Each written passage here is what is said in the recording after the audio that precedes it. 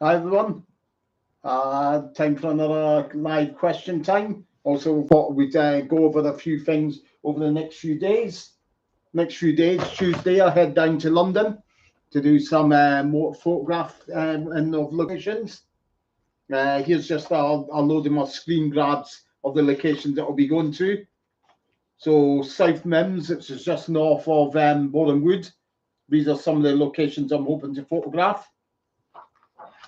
If you have a look at them, they're just some of them that I'm hoping to track down, photograph to add to my collection. There you can see all those ones there, all South Mims, all of these ones from the first spin-off film. Let's see now, there's another one, South Mims, that's just further north and South Mims, that one there. That one's in the village of Ridge. Hoping to get that one there, a close-up of the actual farmyard. Again, South Mims along the country lane, Wash Lane. So there'll be those ones I'm hoping to do on the Tuesday. If I can get out to St Albans, that might be a bit of a push because it's a little bit more out of the way, but I will try and get there. That's when you see the two buses pull up and the Clippies, the women drivers, rush out to the toilets, as you can see there.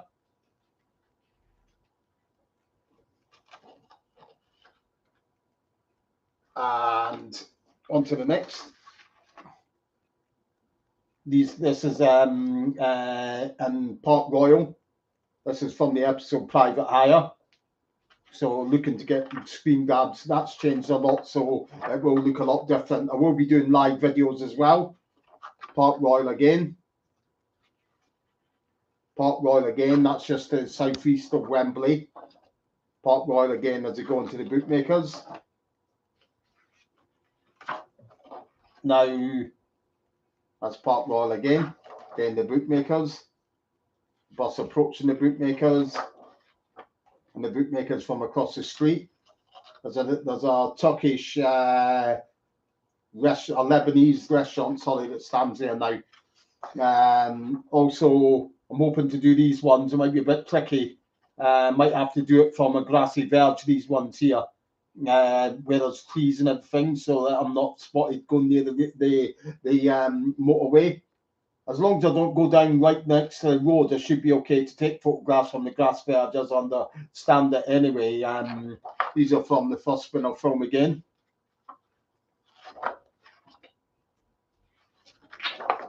So I'm hoping to do those. These are in Elstree on Junction 4. Again, they might be a little bit difficult for me to get to. I'll answer your question in a minute, fat lad, okay? And also there's more in Kingsbury. Kingsbury's North Wembley, just to the north of Wembley. That's where we see the bus parked, waiting for Stan to come out from the laundrette. This one's Wembley itself, East Lane. So there's a lot there that I'm going to be looking to photograph, get a like for like. I'll do videos from them as well while I'm down there. As you can see, these are all in our housing estate, just off of East Lane. That's in the fairway. All of them are in that same housing estate. So there should be a few of me for me to visit, all in a small area, which is what I'm really looking for. Hope to visit him on the Thursday.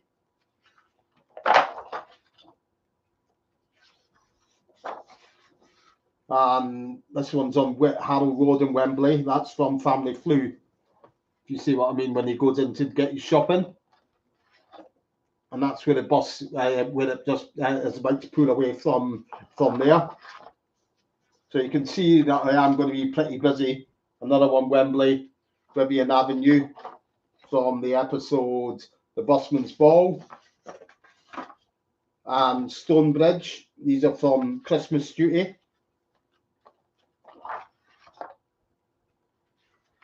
Selwyn Road, these were all on here.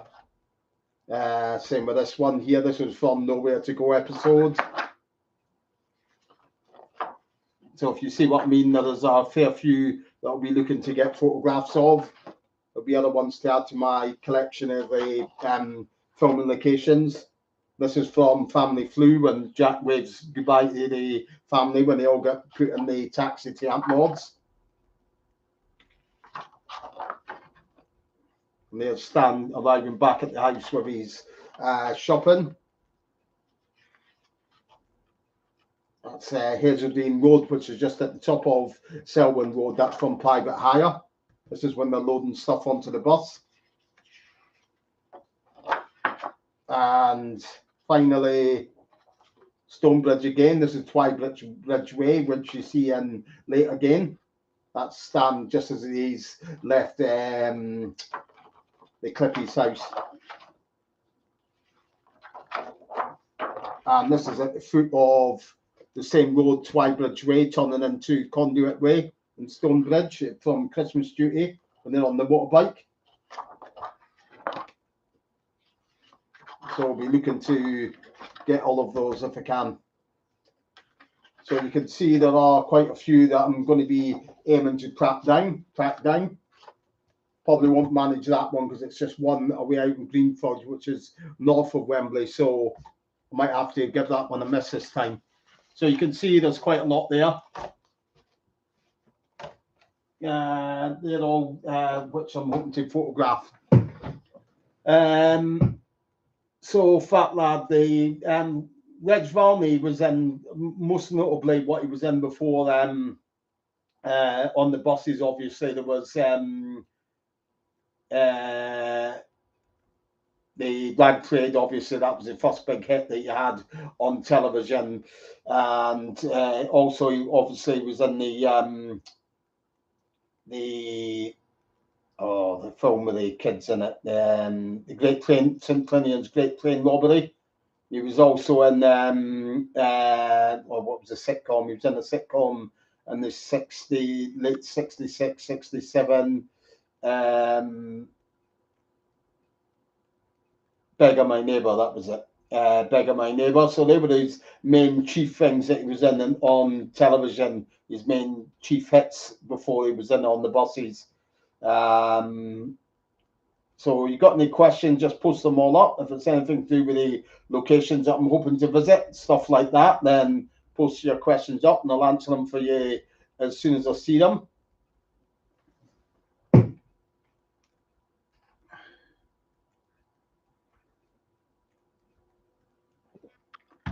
Somebody did post up a question in one of my videos. They wanted to know how the scene was filmed with the burning bus from No Smoke Without Fire. Well, the bus, as I've said before, the bus was down to be scrapped anyway, so it was expendable. So there was no worry about what happened to the bus and all of that, because it was due to be scrapped anyway. So it was left in the hands of LWT to do with it what they wanted, basically. All the bits with the fire in it, that would have just been like 1970s pyrotechnics. Had all been controlled with the fire. The bits with the fire would have been partitioned off. The actors wouldn't have been in any danger whatsoever from the fire or anything like that. Would have been well controlled and marshalled and all of that, basically. And that's how they do it. They done it.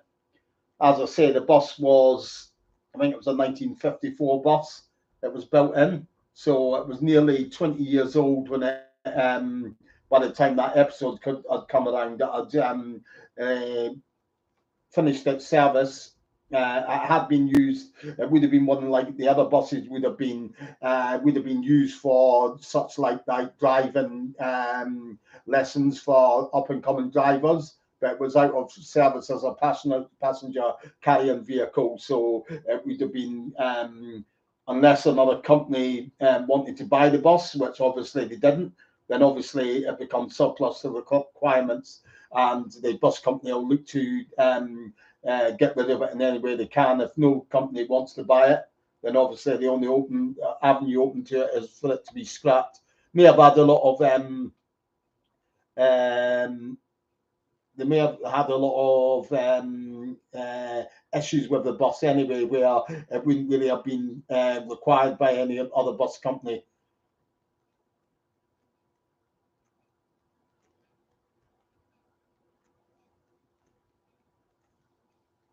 Yeah, well, they got one out.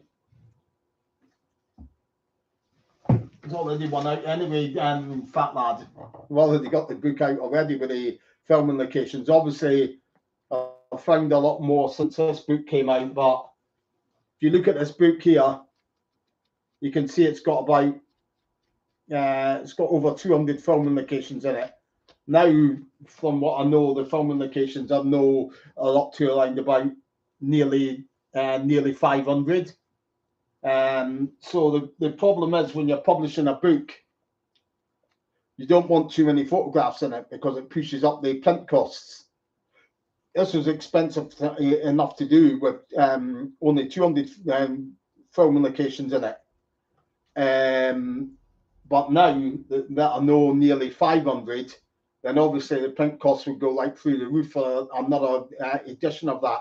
I did plan doing a second edition of this book, but it really would be tough to do for the print cost reasons, as I say, because it'd be more than double the photographs in it than what was in that book just there.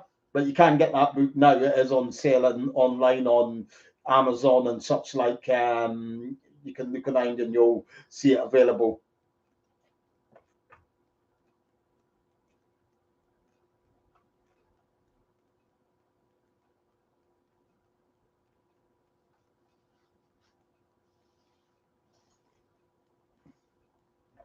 So you know what to do. Any questions, post them up.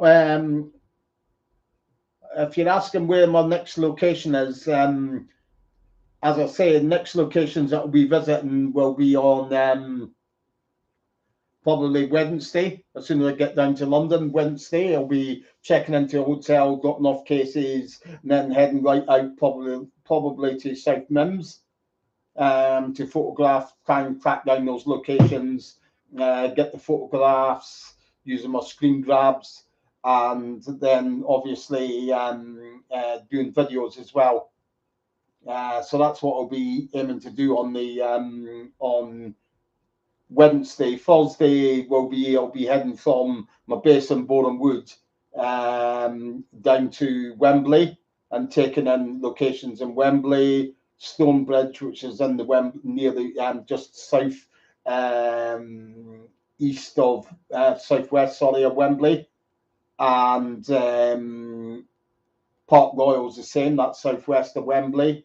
Kingsbury's to the northeast. So probably be a full day's shooting in on the Wednesday. On the Thursday, sorry, that'll be Thursday. I'll be doing those, and then Friday, I'm hoping to see if I can manage to get the locations just off the motorway, Elstree from the films. But we'll see how that goes. That might be a bit too risky to get that done, but I'll give it a try certainly.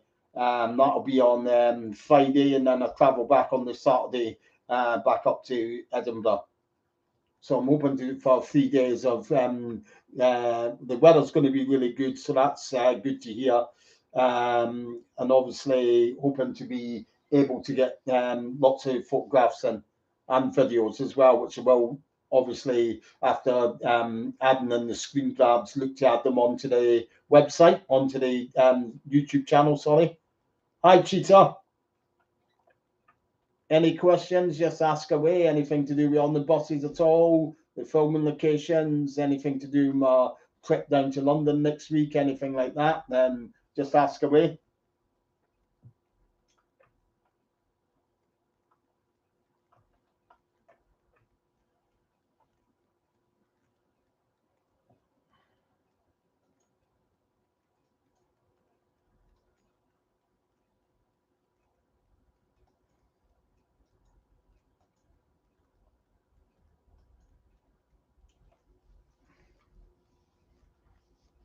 Hope you all enjoyed watching Holiday on the Buses as well. That's been repeated the last couple of weeks now, I think, on ITV3 in the mornings, on the Saturday mornings mostly. It's about 7:30 I think it was on at about 7 o'clock this morning, I think.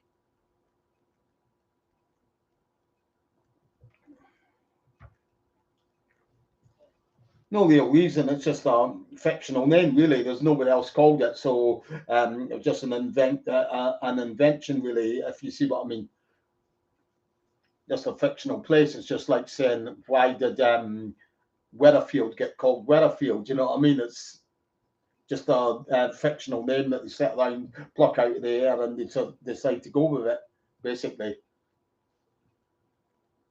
I know some people say they come out with a load of rubbish like, oh, it's meant to be Luton and all that. That's not meant to be Luton at all. The two writers were both Londoners. They'd lived in London all of their lives. So they weren't going to base it on somewhere they had never even been before. So that's just because it's got it looks like Luton with an X in it. Certainly wasn't meant to be Luton, because if you watch on the buses, they made several references to places in London, like the Blackmore Tunnel, which is in London. They mentioned Apex Corner, I think, or something, which is our location in London as well. So it's obvious where it's supposed to be, but obviously they wouldn't say whereabouts. The best film, personally, I go against the grain. I go against the grain. A lot of people will say the best films, the Holiday on the Buses. My personal favourites, the first film on the buses. Why? Because I think it's got a great soundtrack. I think it's a really good storyline that it goes with. And lots of great jokes that I really like. So that's why I go with that. And Holiday on the Buses, for me, gets pulled back because it was sad knowing that you're watching them work together for the last time, and it wasn't set in the bus depot, which I always feel was what On the Buses was all about. But that's just me, obviously. I'm not saying it's a bad film in any way, but they're just the things that pull it back for me in terms of which is my favourite. Yeah, the red buses were originally green. The buses that they used for the spin-off films were still old Eastern National stock. They were the Bristol K types, so they were even older than the Bristol Ludecas that were being used in the TV series at the time. But they have been retired from service and bought by a private owner, and they were used for the film, so they were all originally green colour.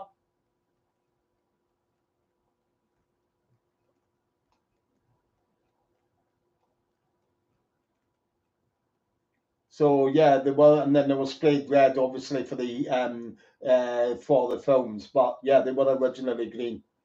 You can see that when one or two of the scenes when you see a close up of the inside the driver's cab when Stan's getting in and out of it.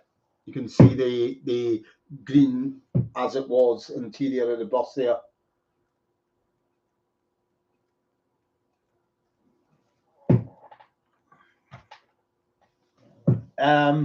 Stan, sorry, you mean Reg?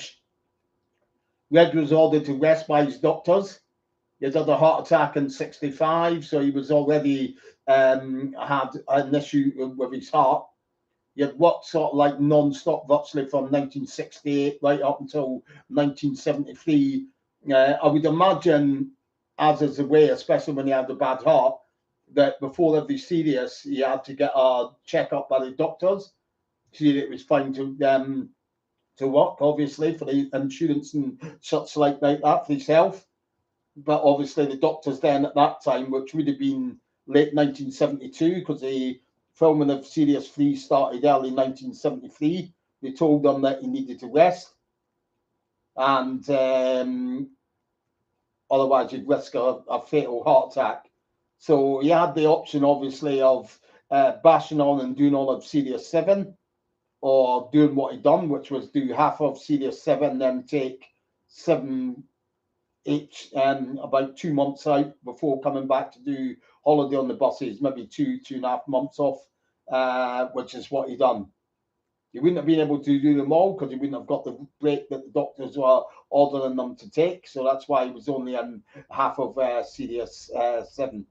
As for the author, Michael Robbins left to appear in a stage show. Michael loved his stage work more than anything. That's what he loved. He was like Bob Grant. They were both, that's what they loved doing more than anything with stage work.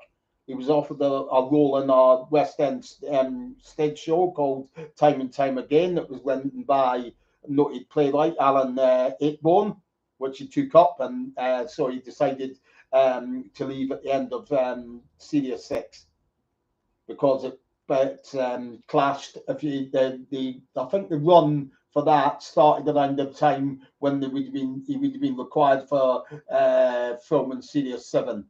Started in about autumn 72 and was due to run through until about the spring of 73. So obviously that would have clashed with Series 7. So he decided to take up the stage role.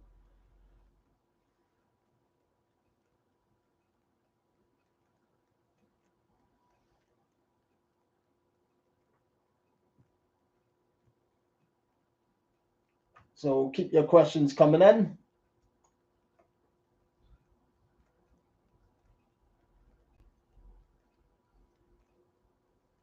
And I'll answer questions as soon as I see them on the screen.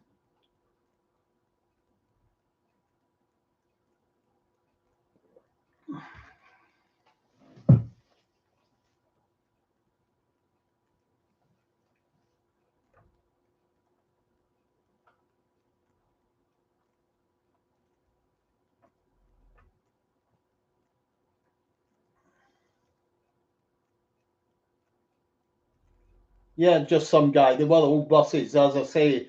The ones that they used in the films were all early 1950s stock.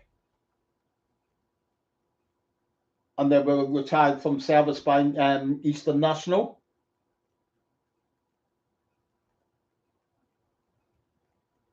Absolutely not, Pete. No chance at all. This question gets asked often, and I always come up with the same answer. Not a chance of it. No. You can't replace diamonds, i.e., Reg Varney, Bob Grant, Stephen Lewis, Anna Karen, and the such like with lumps of coal, which is what you get today. A perfect example of that was Porridge. They tried it with Porridge, remaking it.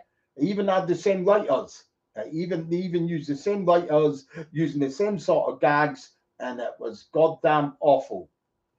That's what you get when you miss these genius comedy actors and stuff like that. So no, I'd say leave it alone. And besides, it wouldn't come back anyway because the writers have put a block on those sorts of things happening before they passed away. And what's the point? There's no point in trying to recreate it anyway because nobody will even come close to it. So there's absolutely no point of them even trying in my mind. So get your own ideas. It's the same when they talk about every now and again something surfaces that somebody wants to remake the Carry On films. I'm sorry, no, you just can't do stuff like that. Just go out. I don't understand these people. Okay, if they want to make a bash at a new series of new comedy films, then go ahead. You've got a blank canvas to have a bash at one yourself and have your own brand of humor that you want to use and everything.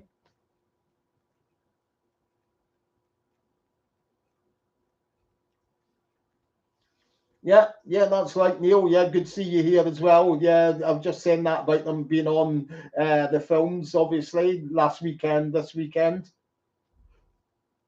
Still doesn't stop the same old sort of like remarks on the Facebook pages of or blah blah blah, the cuts and the edits and all of that.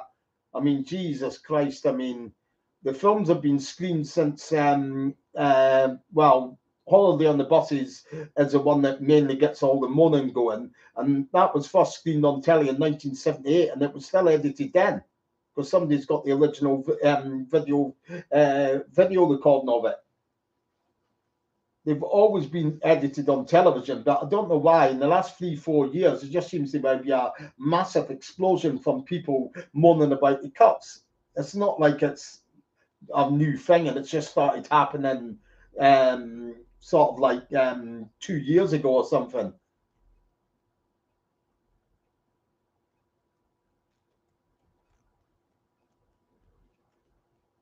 Yeah, it's not just down to that. That is a reason as well, but the main chief reason being that the writers made it clear. Obviously, they both passed now, but obviously the estates. That's the families of Ronnie Wolf and Ronnie Chesney own it now, and they knew how their parents felt about it. And the parents said when this question came up at the events I organised to the writers when they were still with us, and they were asked about any remakes, and they said no, because all the cast is gone and you couldn't replace them because they were absolutely irreplaceable. They're what made the show such a success. You see what I mean? So no, there's no way you could remake it. That was their mindset, and that's why you'll never see it getting remade.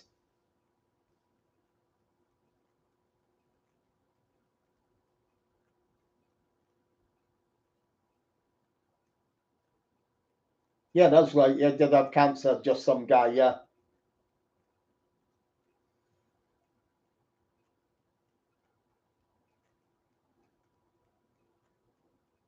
I think it has been there for some time. I'm not sure if I downloaded it onto my phone from there ages and ages ago. Oh, it must be 10 years ago or something like that, maybe even more, when I had an iPhone. And that was like one of the first iPhones that came out. So that's how long ago it was.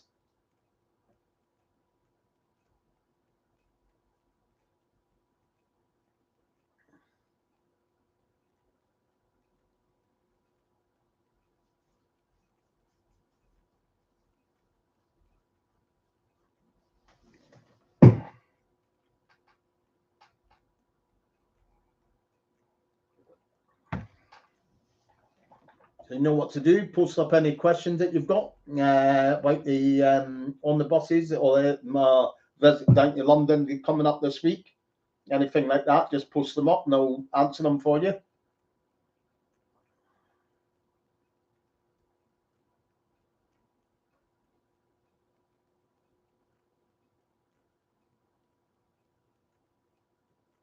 Funeral was at Golders Green, and that's where she was laid to. Obviously, not laid to rest because she was cremated, but obviously that's where she's interred. Obviously, next to her husband, Terry Duggan, who passed away a few years ago.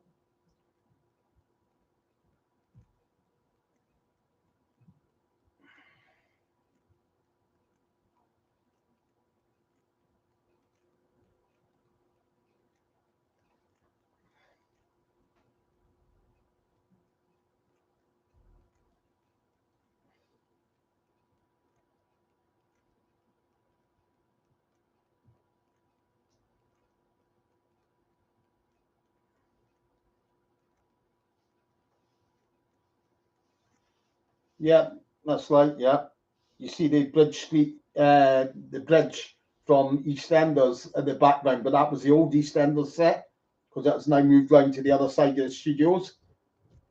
It's more nearer to the entrance to the BBC Elstree studios at the Clarendon Road entrance to. That's where the set's moved to now, rather than from up at the back where it was. If you see what I mean.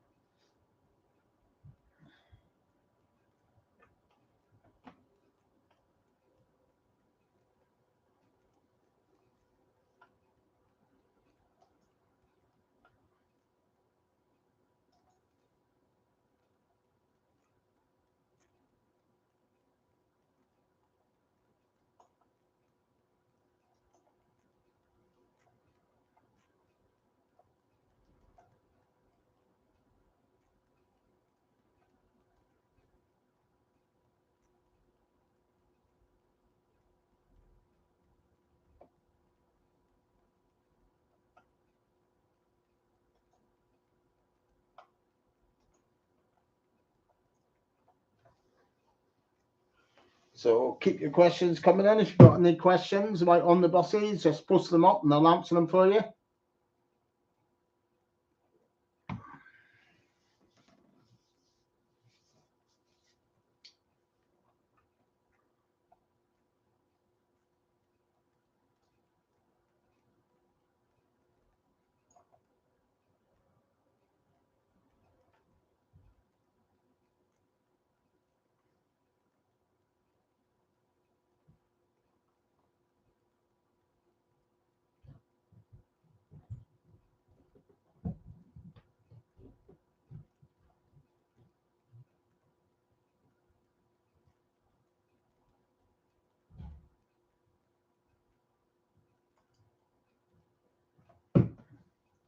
think you're far better off, and I'm not just saying that because it's on my YouTube channel, just some guy. You're better off just watching the listening to the video that I've got up of his interview there, where he speaks about in much more detail about things.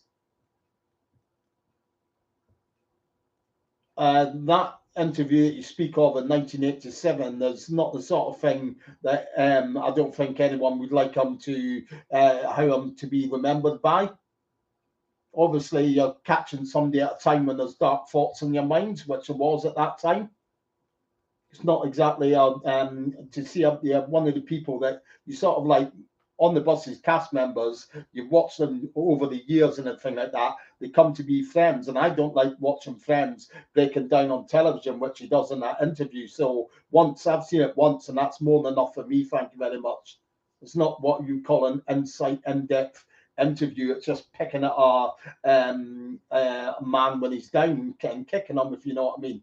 Which is no thanks. It's just not for me.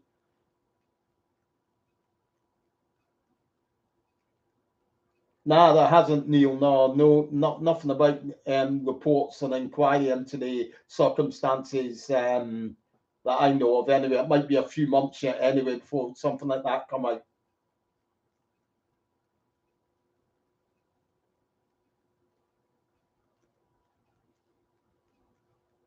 Yeah, obviously it was released in America. There's lots of luck. The Cockmeister. It was released in America. There's lots of luck. Ronnie Wolf and Ronnie Chesney actually went over there to work on it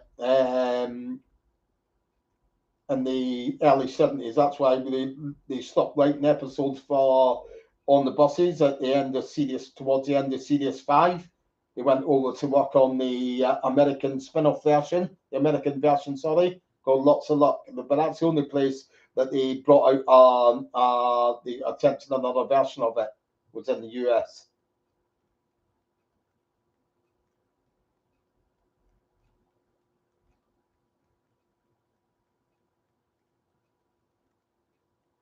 There was one or two countries that brought out versions of the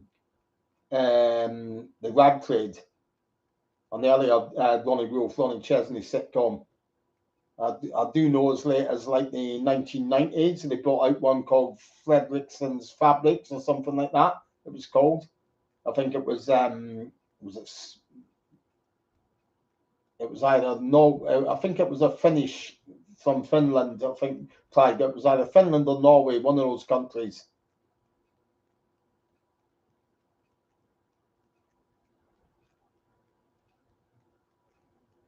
No, not to my knowledge, Neil. No, that's not been spoken about. Nah.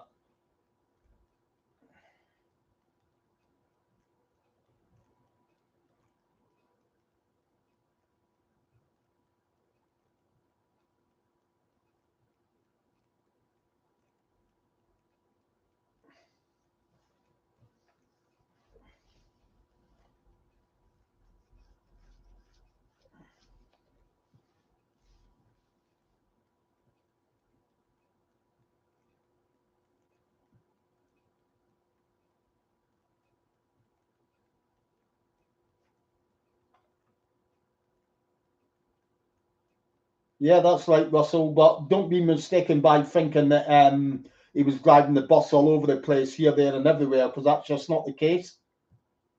There's lots of articles, like newspaper articles from around the time and everything like that, and you see it by little clues on the telly. There's lots of newspaper articles as well that they are reporting on when they were filming, and they point out that they had hired two bus drivers for the shooting the scenes.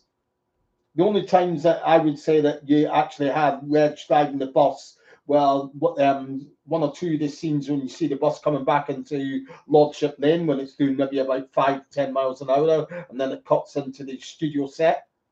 They're the only times that been driving it. Don't be mistaken thinking he was driving them in the film, bashing down, knocking down the bus shelters and the telephone box and all that, because absolutely no way. You can watch, when you watch the films, you can see the using back projection in the background, which is just where they would have had Red sitting at the wheel of the bus with the boss actually in the studio set, not moving anywhere, just moving his arm, moving the steering wheel around like that, and they put it in the back projection to make it look like the boss was actually moving.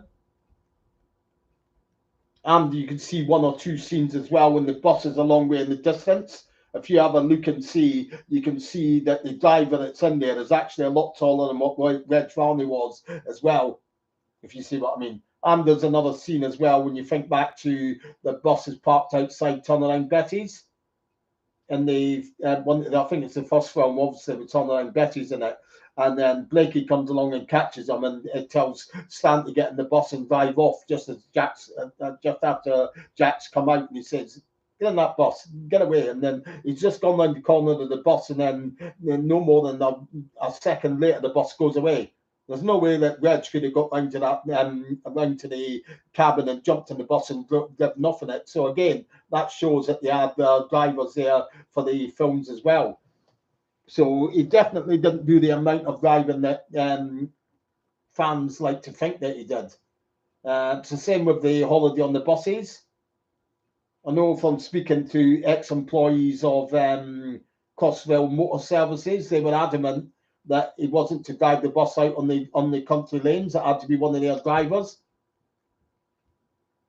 So again, that was just a matter of either the bus was being towed when he was in the cab, or they used back projections again. But they didn't use back projections, from my knowledge, on Holiday on the Buses.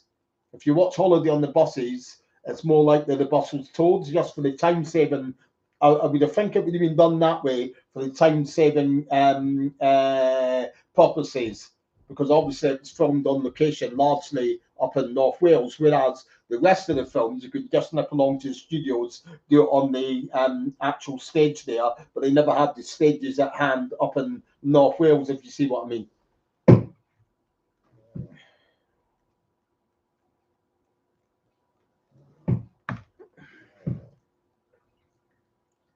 There are extras as well from Holiday on the Buses. You do state that the bus was towed as well, so that's the other clue as well to that side of things.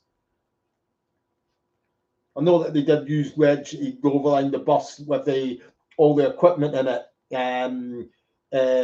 to filming locations in the spin-off films. And the thing is, Reg wasn't insured. I would imagine he wasn't insured because of his dicky ticker. Shall we just use another sitcoms pun? But I would say that was why he never got his insurance, because he had heart trouble. So he never had insurance. So that insurance is what's to cover for if you have an accident on the bus when you're driving it. Is how you're covered, basically. But obviously he never had the insurance, so there's no way they would have London Weekend and Hammer would have been filmed fined thousands and thousands of pounds if you had a crash and they had, like Eastern National were allowing an uninsured driver to drive the bus. They would have got fined money, might have lost their licenses for carrying passengers like that. So they wouldn't have dared taken the risk on such things like that. If the times that you do see him on the bus and it can be proven he's driven the bus, I can guarantee that everybody that was on the bus were all extras put on the bus and we look like passengers. And then they would just pass off and say, look, if you have an accident, you're not to make anything of this sort of incident. You know what I mean? You have to accept it as a risk that you're going on that bus. And that's what they would have had to have done. They would have had to sign a waiver saying, yeah, I understand, I'm not going to sue anybody if there's an accident, that sort of thing.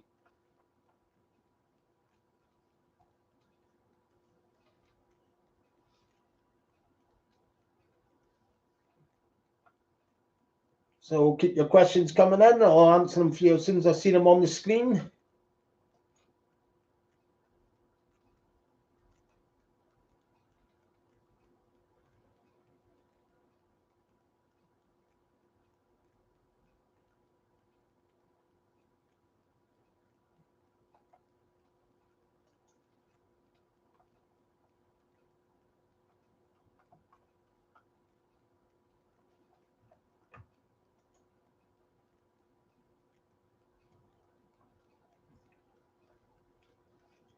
the best place would be Amazon. I would say Cheetah, especially if you're a Amazon Prime member, because you'll get next day deliveries and all of that. Depends which book you're on about. If you're on about the filming locations book, that's it there. If you're on about the complete story, that's it there. But this is the original copy of it. You'll find it there. It's a paperback with a green cover. This is the original hardback version, which is no longer in print. Or there's a quiz book that's also in a green colour. I haven't got a version of that book here with me, but you'll see it if you look around. It's called the On the Buses quiz book. Or there's this book as well, an A to Z of On the Buses.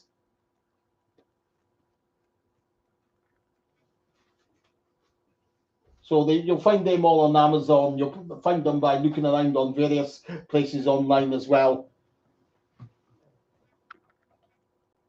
But we'd certainly say Amazon's probably the best place, I would say.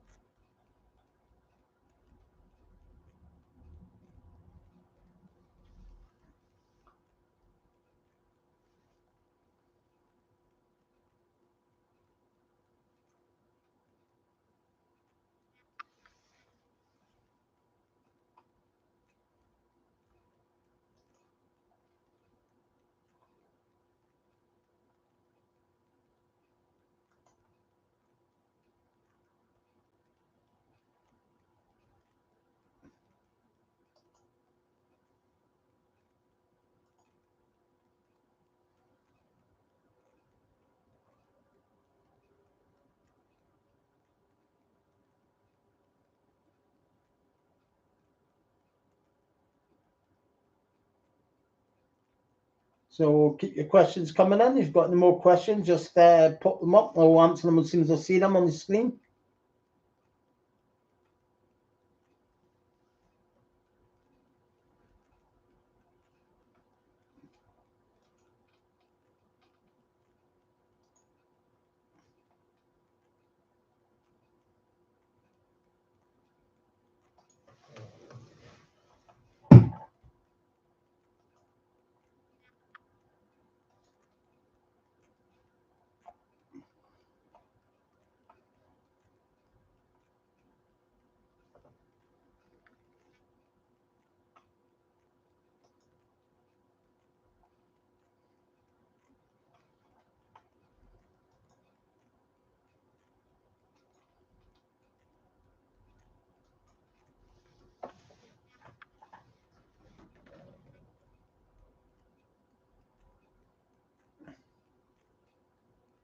Not that I can see at the moment, Neil.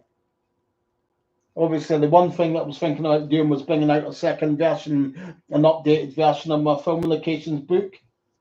But as I was explaining earlier, I don't know if you were here then. This book here is obviously you can see how big that is, and that's only got just over 200 locations in it. Now, with the locations that I know of and I've photographed, it would now be close to 500 film locations, so it would be double the size of that. And putting a book together that has lots and lots of photographs in it, it's very expensive. So this only had 200 and odd, just over 200 film locations. The newer book would have between 450 and 500. So it would be doubly expensive to put together. It would push the price of the book up as well to, I don't know, maybe around about £20, and really people would be priced out the market of buying the things, if you see what I mean.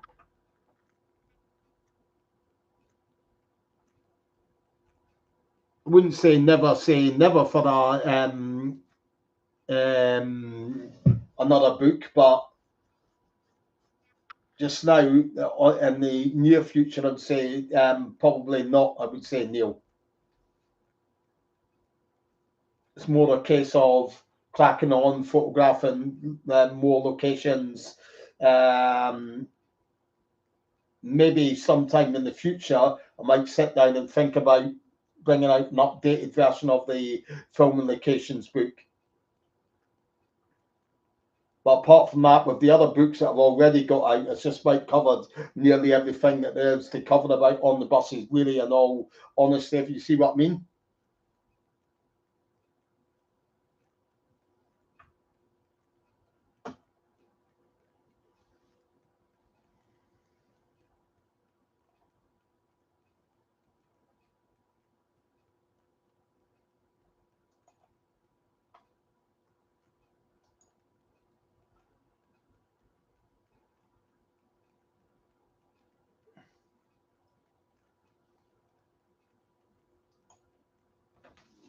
Not me, just some guy.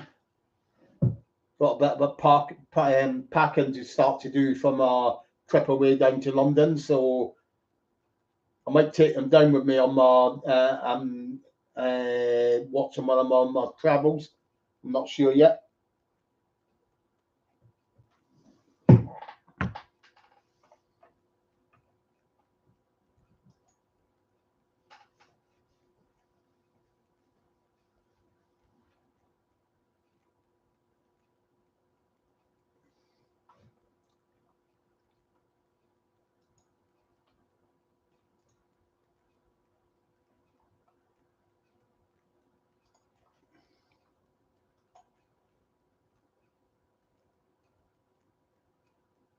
Yeah, not too bad, Dave. You? Hope you're doing good.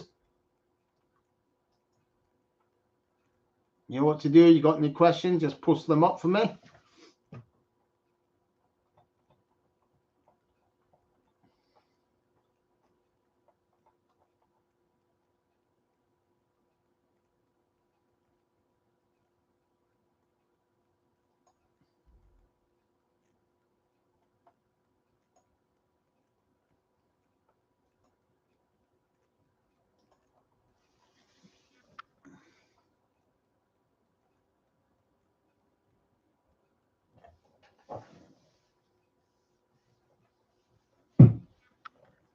Yeah, well, that's it, isn't it? I mean, it's thanks to it getting repeated on TV again and all of that, the films and all of that. That's what keeps it in people's minds as well. That's why I say that's the value of them being repeated on TV, because there's youngsters who'll watch it maybe for the first time. They might switch on and start watching it and see it how funny it is. They might be not really watching for anything in particular. They might just think, oh, it might just be channel hopping, and then they catch an eye and they maybe start watching it and say, hey, this is quite funny. You know what I mean? And obviously they probably don't know about well, they probably do because they live in a PC era, but obviously they'll some of them can pick up on the gags that are in them. And I mean, I know that from the events that I organised. There's been people that have come to the events that are only maybe in the late teens or the early 20s. So obviously they maybe started watching the films when they were repeated maybe 10 years ago. So that is a benefit of the films being repeated on television. You get lots of people who will come on your social media like Facebook and all that saying, "Oh, what they don't watch they don't watch these films are all edited and cut to pieces." They're not really, in my eyes. They're on the value of them being on the telly repeated is for new fans to see them. I know what the films are like. So that is the real benefit of them being repeated on the television. Lots of new fans come up because obviously, face it, I mean, 20, 30 years down the line, people like you and me won't be, well, me probably won't be around to sort of like carry the baton forward. It'll be up to the next generation of young fans.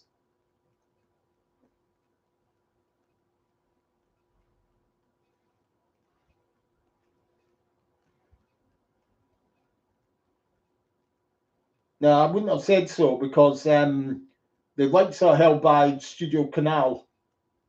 Me and my co-organizer, the organizer on the buses events, we actually had a meeting about a couple of years ago with one of the management at Studio Canal and said, why don't you bring out the on the buses films for our special anniversary, 50th anniversary release?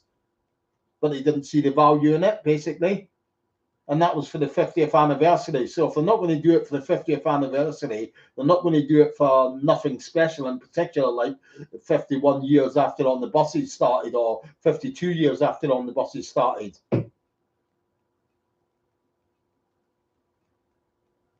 That's why I would say that we have a degree of certainty that it won't be released anytime soon on via Blu-ray. Yeah, I can see anyway.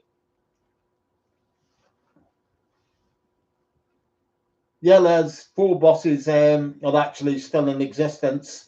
The one from the omnibuses, like the old omnibus that you see in it, that's still in existence. And that's been preserved, and it does the rounds at various transport museums around the UK. The bus that Reg drives and the spin-off films mostly is still around. That was preserved. It's owned by a private owner. I think he's from maybe Derbyshire or something like that. I think it is. That's original. That's seen from time to time at bus rallies. One of the buses from the TV series, Bristol the Decker, it was the license plate was AVW 399F. That is down in France somewhere. I think it's Lille in France. And do believe there's another bus that's been converted into like a coffee shop, but it's away further afield. I think it's over in California or someplace like that, and it's been converted into a coffee shop. So that's the 4 that are still in existence.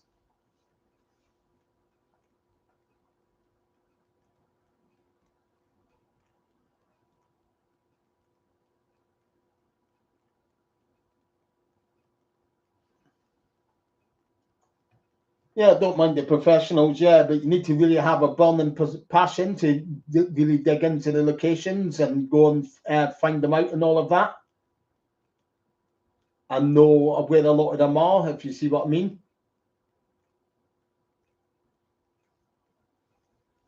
You really need to, when you're a locations hunter and things like that, you really need to have a real passion for these things.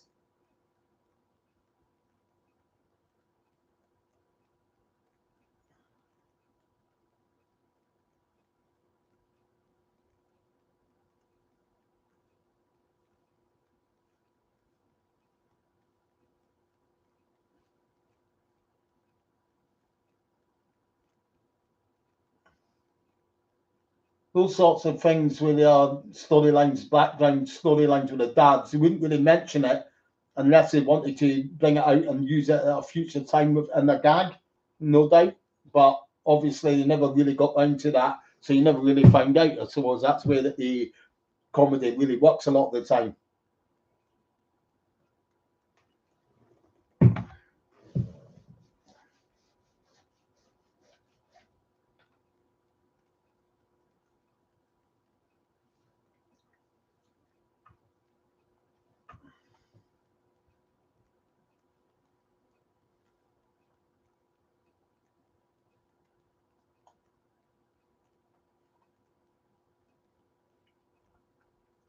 And me with the going back to your locations videos and all that, like for the professionals, that's why with me I prefer to stick with the on the buses. That's why like I own like the biggest database on the buses film locations in the world. That's from just sticking devoutly to one thing. If I was to get sidetracked and say, "Oh, go away and do some professionals or Minder or the Sweeney," which I really love as well, then obviously it detracts away from building on the buses database. If you see what I mean.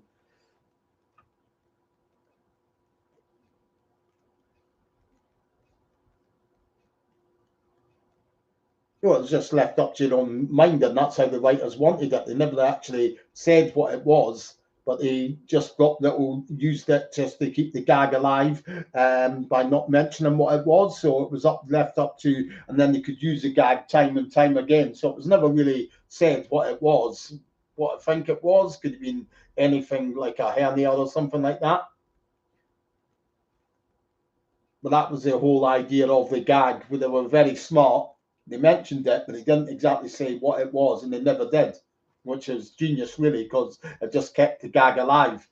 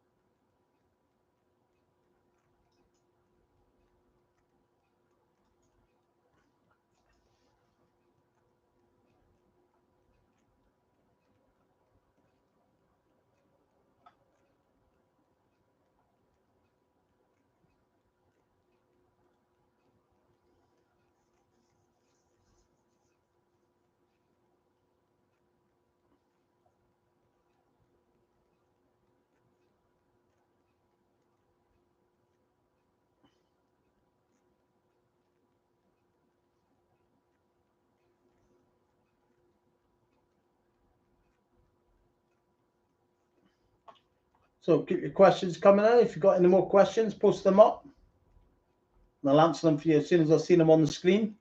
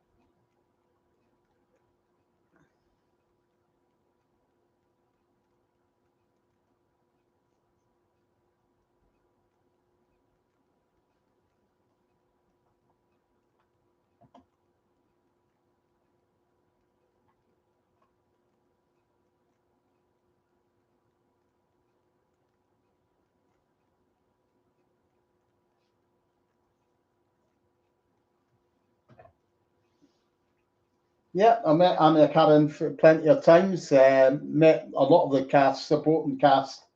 Um, Anna Karen was only the only one of the main cast that I met. I've met the two writers, Ronnie Wolf, Ronnie Chesney, met the producer Stuart Allen.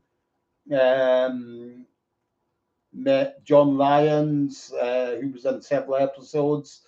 Maureen Sweeney, Sandra Bryant, Kate Williams, Patricia Clapton, Olivia Breeze, Avril Gaynor, Hal Dyer, Michael Robbins' wife, Peter Lewis, Stephen Lewis's nephew, who was actually in an episode. Sheridan L. Russell, who played one of the kids in the kids' outing. Lucy Allen, who was in one of the kids in that same episode. She went on to become a noted stunt woman as well. Pamela Condell, Andrea Lawrence, Jeanette Wild, Pat Gavin, who done the cartoon credits for the 7th series. Phil Campbell and Brian Reynolds, who were runners for the first two Hammer films. Roy Skeggs, executive producer. Cheryl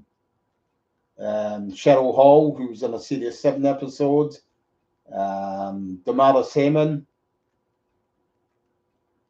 And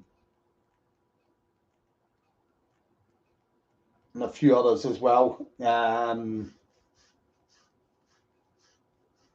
Gay Brown's another one, yeah. Liz Fraser.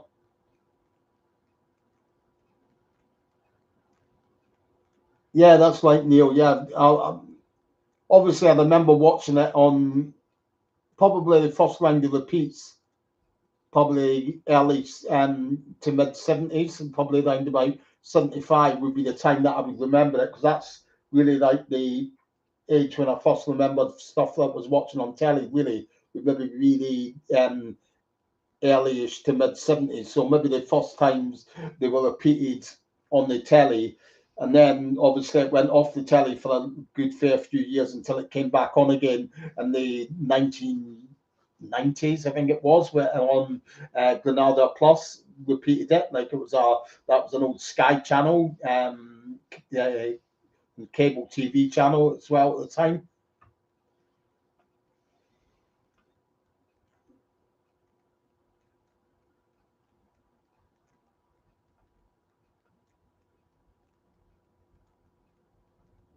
That was uh,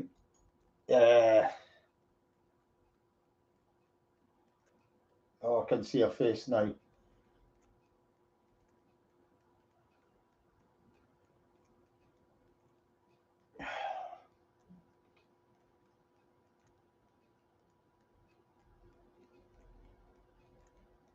Not Jan Rollerson. It was annoying me that does when the names just elude me. That was. First I was thinking Jan Rollerson, but it wasn't Jan Renison. Sorry, it was. Or was it Jan Renison?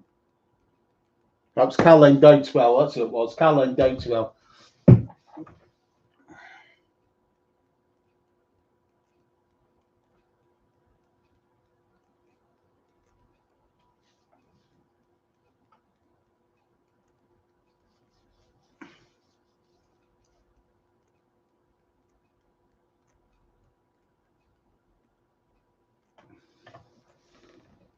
It probably got taken over and became another channel or something like that. Do you see what I'm saying? It maybe became something like, I don't know, probably became another channel once it came under Sky. Maybe took it over and maybe changed the channel name or something like that. I don't know. Because there was a Granada Men and Motors as well, which was part of it. So they've either been taken over and been renamed another channel or what. I don't know. Maybe it became Gold even. It might even have become Gold. I'm not too sure on that. But that's probably what would have happened with it. It's a bit like the Formula One teams. I mean, Formula One teams that are in the Formula One now under a different name, they've taken over other teams in the past, if you see what I mean. Like you can think back to 1980s Formula One racing and thinking, oh, I wonder what happened to that team. And the team is actually still there, but it's just been taken over about 6 or 7 times by different teams through the years. But the remnants of it, they make go right back to a team from the 1980s, if you see what I'm saying.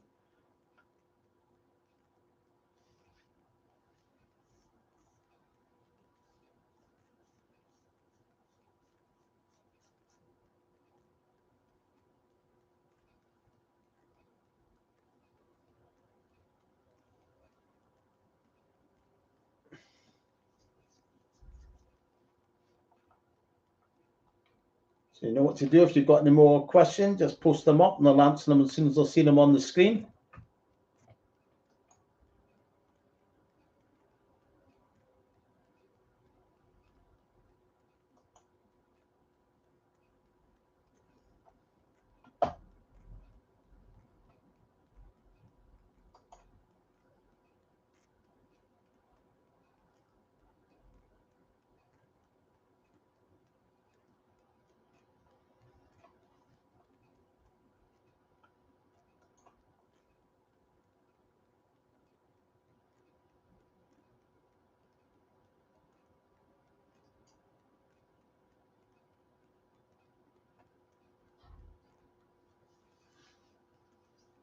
No, color normally was like became commonplace around about 1970. I do believe the first thing that was shown live on TV and colour was, I think it might be the moon landings, which were, I know, late '69, but that was sort of like a very special occasion, like landing on the moon. I think that was the first thing that was screened live on British television. I might be wrong in saying that, but that's what something tells me. And if you think about it, the 69 episodes were all before that of On the Buses. The first series was like ran from about February to March, and then the second series ran from May to June. So the moon landings hadn't even happened yet. So it was still staunchly in the time of black and white telly when the first two series came out. Uh, the first series that was in colour was the next series, which was series 3. They started filming that in the early 1970, which was in colour.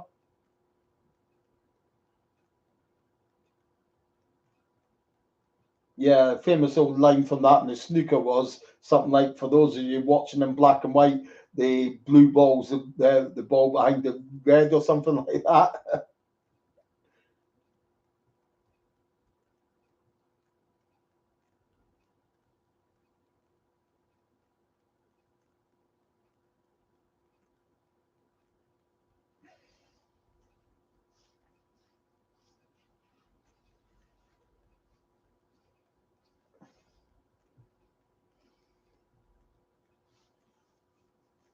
So just keep your questions coming in. I'll answer them for you as soon as I see them on the screen.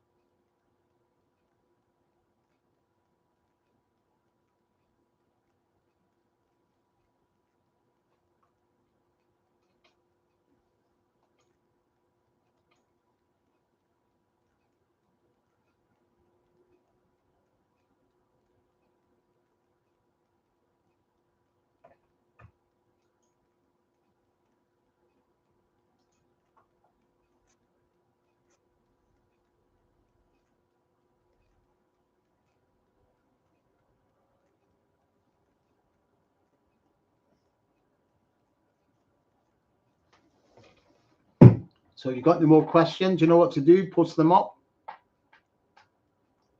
Anything to do with on the buses, and I'll answer them for you.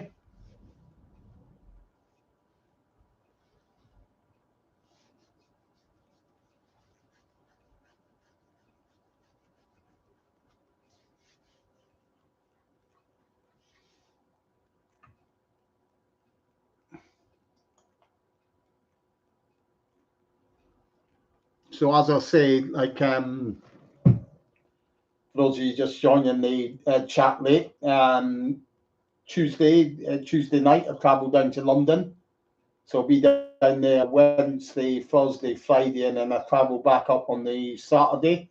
So it gives me 3 days down there where I will be photographing filming locations that I haven't photographed yet, or trying to track some down to photograph as well, as best like for like as possible. I also do some videos as well while I'm down there. So hopefully there'll be more videos to add on to the channel when I get back. So hoping to do maybe 3 or 4 videos, maybe 5 at a push. We'll see how that goes. In terms of the filming locations to photograph, maybe somewhere between 35 and 50, hopefully.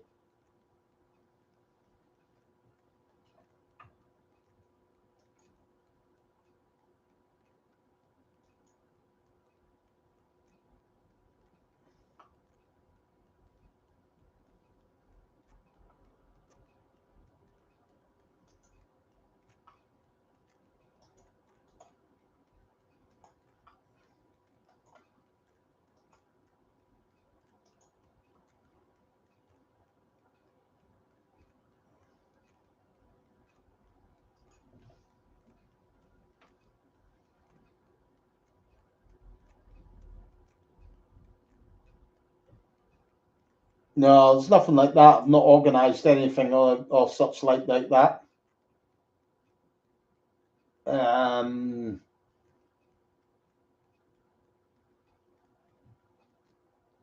There's no events on anywhere that I'm involved in the near future, obviously.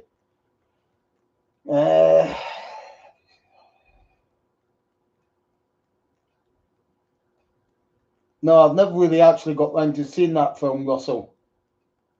Wasn't really my type of film, my type of humour. Wasn't really a big fan of, although I'm Scottish, wasn't really a big fan of Robbie Coltrane's. But there you go. I do believe it's Robbie Coltrane that's in that. Might have to give it a watch though, because I've mellowed towards him more in the later years, Robbie Coltrane. So I might try and catch it at some point, obviously.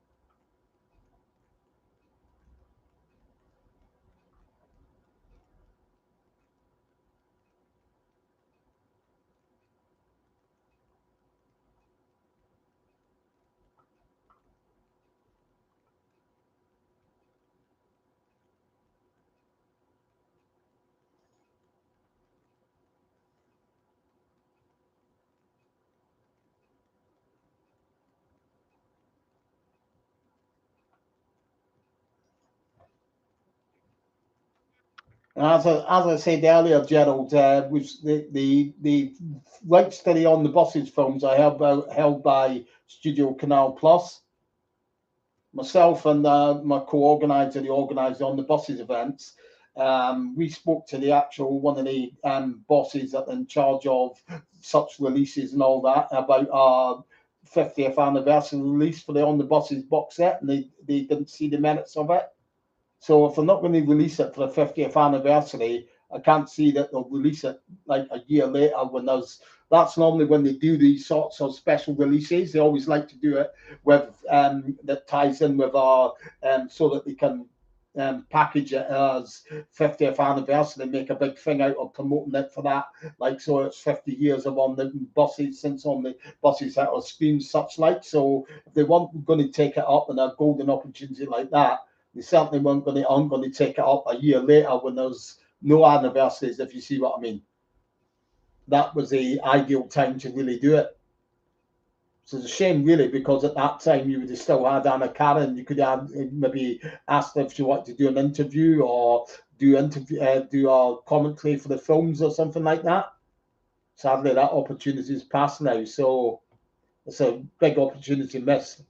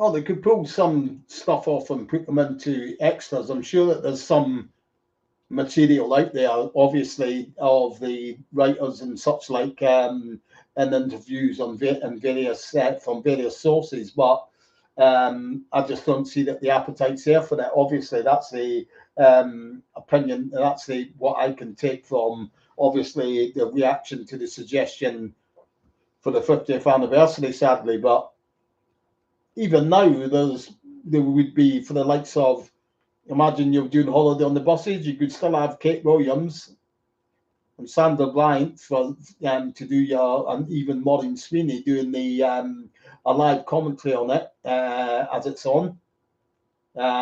So there's certainly people there.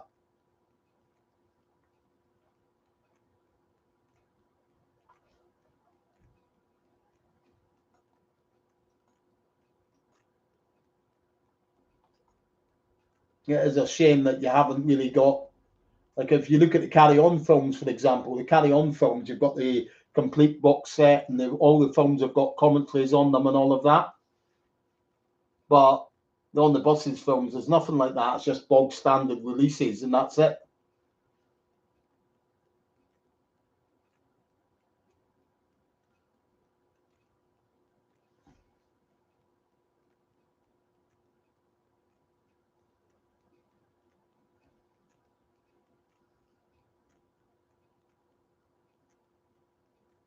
I mean, I did do a commentary on here, and I put the video up a while back, but I had to remove it because it was infringing copyright. I do believe it was, so I had to take it back down again. And that was a commentary on the, don't know how many of the films it was. It definitely one of the films.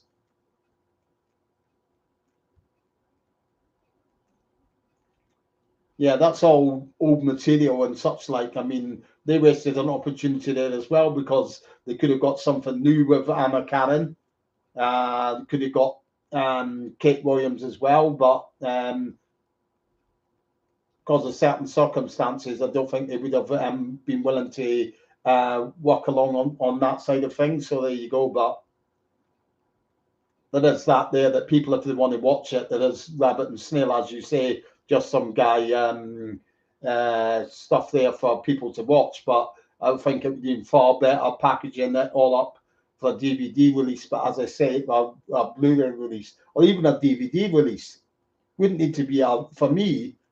I would sooner see a DVD release with extras packaged into it, commentaries on the films, and with cast members putting commentaries on there, that sort of thing.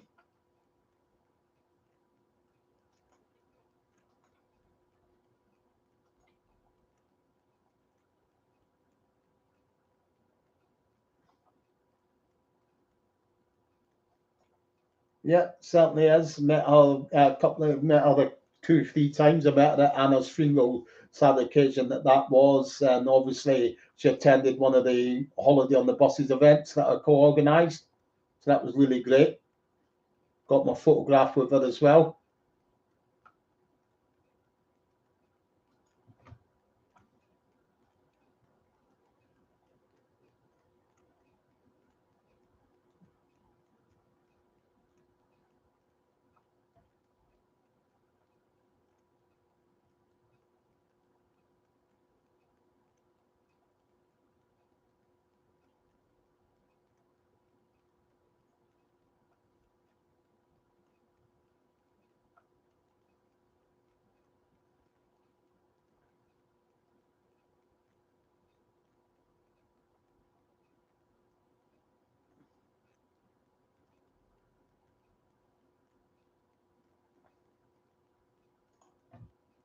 Well, I have met her before, obviously a few times through, obviously having her as a guest at my events that I organised. She was at a few of them at Boreham Wood, and also obviously the one up in 2017 at Prestatyn, the Holiday on the Buses event. So obviously, and I've met her at one or two other events as well. So I've met her a fair few times anyway, if you see what I mean. That's where got the invite to the sad occasion, Anna's funeral.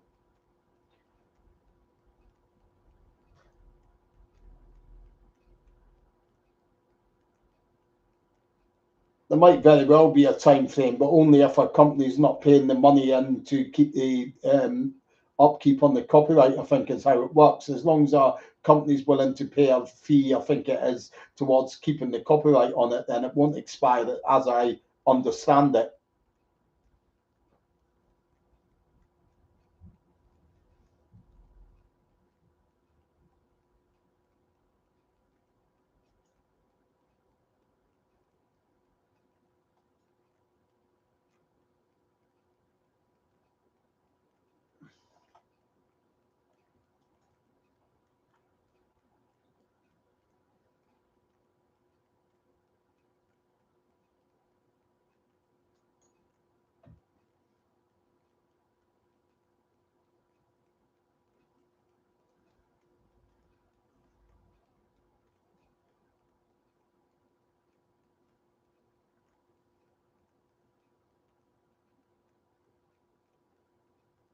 So a few of these sad affairs I've been to now. I went to Stephen Lewis's funeral, Ronnie Wolf's funeral, his wife Rose Wolf's funeral, Anna's funeral, and Bill Maynard's funeral as well.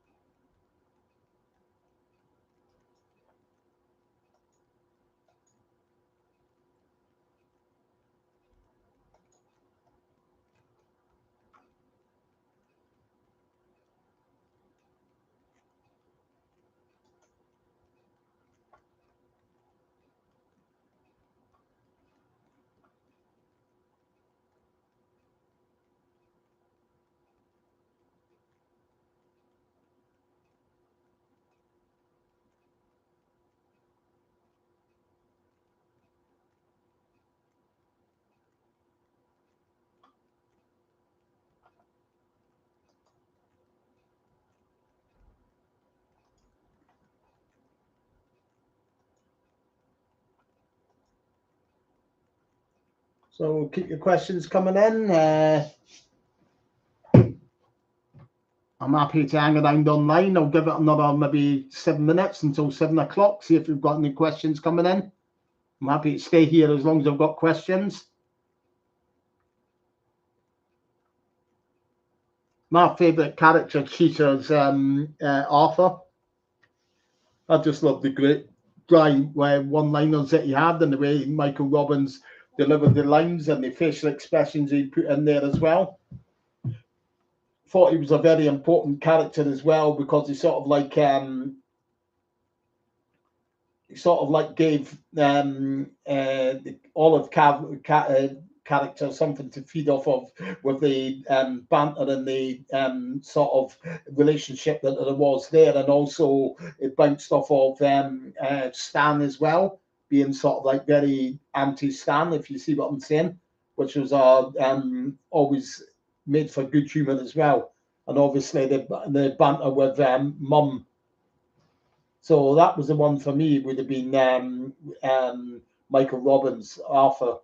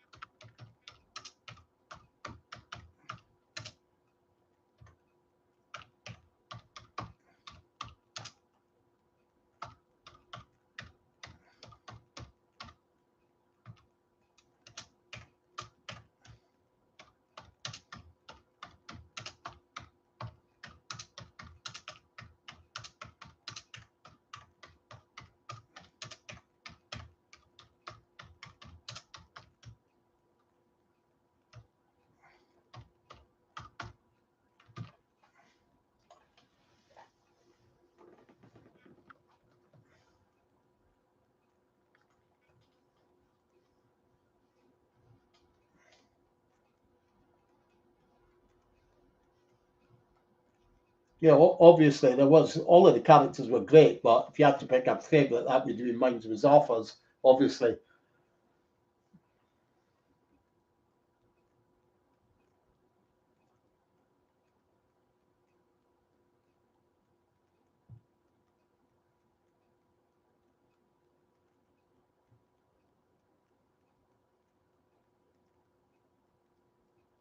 Well, obviously it was Mike. It would be Doris. Would be our favourite mum.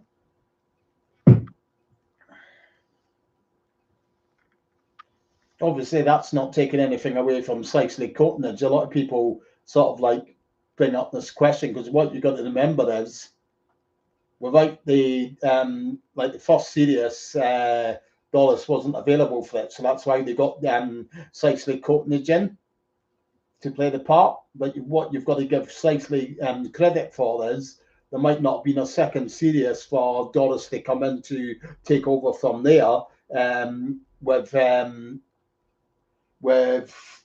uh, uh, no second, with no if the first series hadn't have been uh, successful, there wouldn't have been a commissioning of the second series and the third series and so on. So she done something right to get the to be part of it, to get the whole series commissioned for another series then on after. She was just not. In answer to your question, Mike, Doris, the part was always Doris's.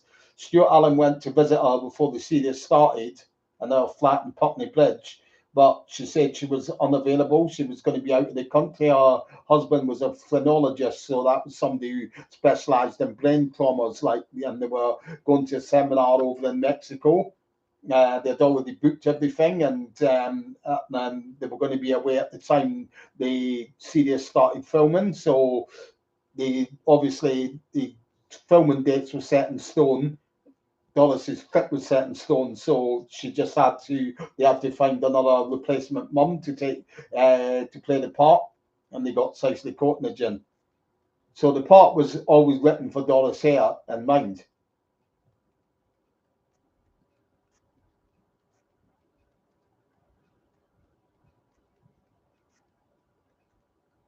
There was various areas that they filmed in.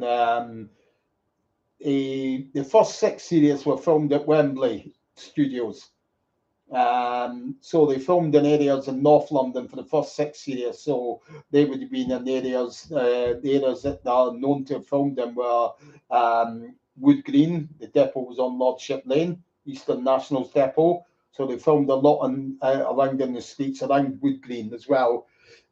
Filmed in Enfield, they filmed in Wembley, filmed in Hendon, filmed in Harrow, filmed even as far down as Holland Park. And let's see what else did they film. They filmed in somewhere else around North London that they filmed. Enfield, I said Enfield, didn't I? And then when they moved down to the South Bank studios, there were more South London based areas that they filmed in. They were areas like Sutton, Morden, Peckham, Nunhead, Dulwich, Lambeth, areas like that.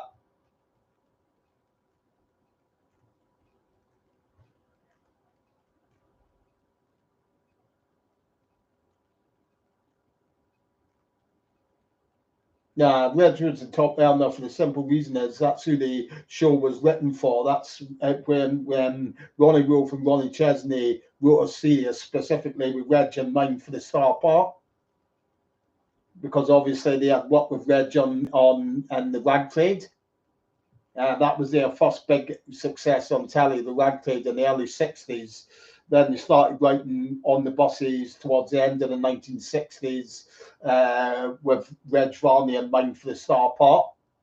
So he was the star of the show. He got the most, the highest wage. What you got to remember is that when it's on the buses started, Stephen Lewis wasn't writing episodes then. he only started writing episodes once they, with Bob Grant, he wrote episodes once the two Ronnies, Ronnie Wolf, Ronnie Chesney, had moved to the States to work on Lots of Luck, the American spin-off.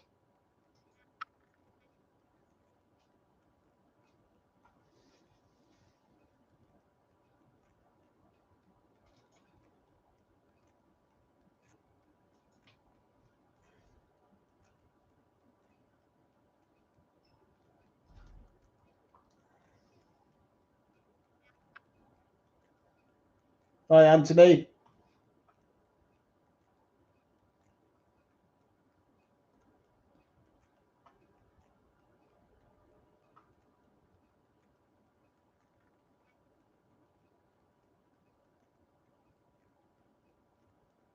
Well, Ronnie Chesney and Ronnie Wolf, as I said, they had moved to the States to work on the Americans version, Lots of Luck.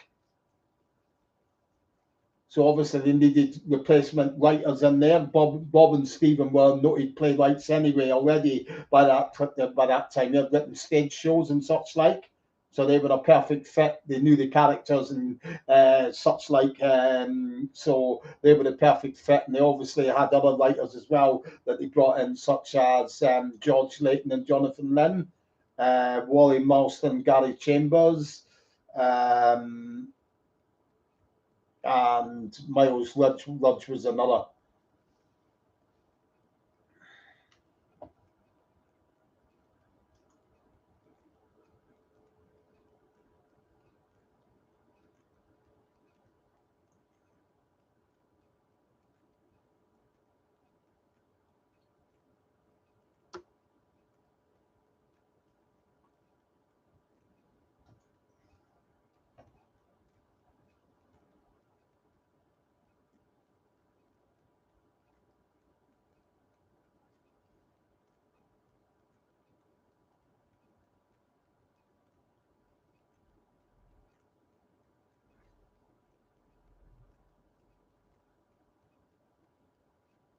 No, it was shown everywhere when on the buses first aired. There wasn't any pilot series or pilot episode. Obviously, episode one was the early shift, and that was shown right across the ITV network.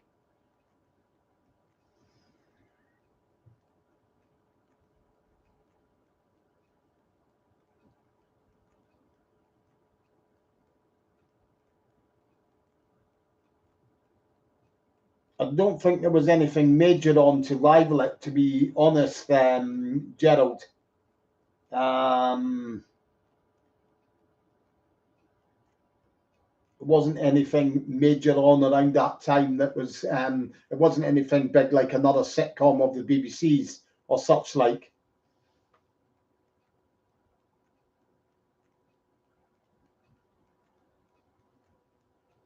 I think it might have been a Western or something like Bonanza or something like that. It might have been. Or the High Chaparral or something like that sticks in my mind for the early series anyway.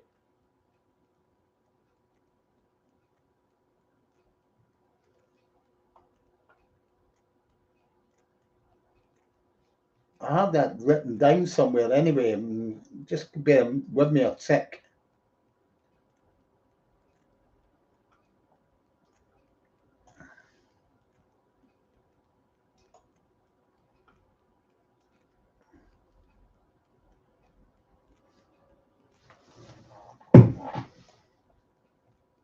Just bear with me. I was sort of like pensively writing.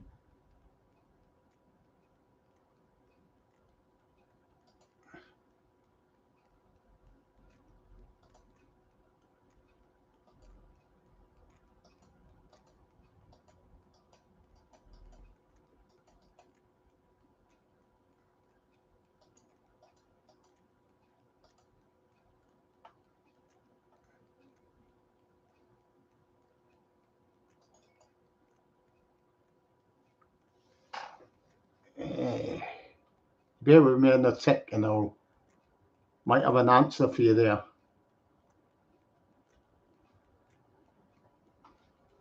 No, that's not it. I did have it written down somewhere here on my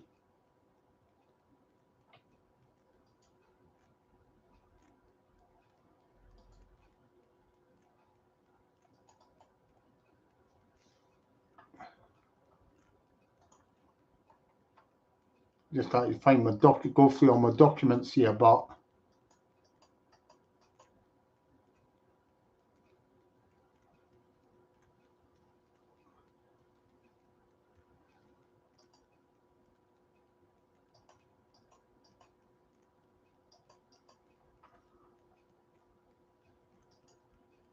as I say, it wasn't anything major anyway, because I remember dug into this, and wasn't any major stuff that was actually competing against.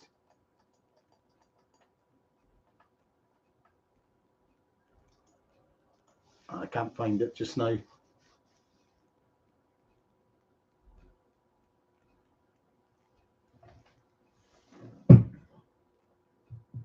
That'll be on Wednesday. As soon as I've got my case and everything off at a hotel, obviously I'll be down there too early to actually check in. I'll just ask them to store my case behind the desk, if you see what I mean. I'll be heading up to South Mim, which is right behind Sullivan Buses bus depot. Sullivan Buses, if anybody who done our events, when it used to do the events in Boreham Wood, they used to supply the bus for the filming locations tour. But right behind that, where the depot is at South Mims, which is about maybe a mile and a half to the northeast of Boreham Wood, there is Wash Lane. That's where they filmed the scenes with his sidecar coming along with Olive and Neighbour. So that's the first place that I'm going to be visiting, Martin. Do that, and Ridge is maybe just about, as the village of Ridge is about maybe 10-minute walk from there, for the location when you see the bus heading into the farmyard, and about another 10-minute walk, 15-minute walk maybe from there. There's another one up at South Mims, where the garage was, where you see the bus pulling into when the Clippy gets out to relieve herself. So they're the ones that will probably cover all on the Wednesday. Thursday, I'm doing. I'll be heading down to Wembley. So there'll be locations in Wembley that we'll be doing. They'll be jumping on the bus, then heading down to Stonebridge. There's a number of locations there. Then either walking or catching another bus to Park Royal, and for a few locations there. Then heading back over to up towards Wembley again. Maybe get off on the Harrow Road. There's a couple of locations there, and that will probably cover the whole of Thursday. And then Friday, I might try doing the motorway scenes in the first spin-off film, which is up in Elstree. We'll have to see how that goes. There is the grassy verge that's there on the motorway. I might be able to take shots from a distance from it and amongst trees and all of that. As long as I don't go down too near to the motorway, I don't think it should be an issue. I should be able to get some sort of shots. We'll see how it goes though. But bit of luck, I might be able to get maybe somewhere between 30 and maybe 35 and between 35 and 50 locations.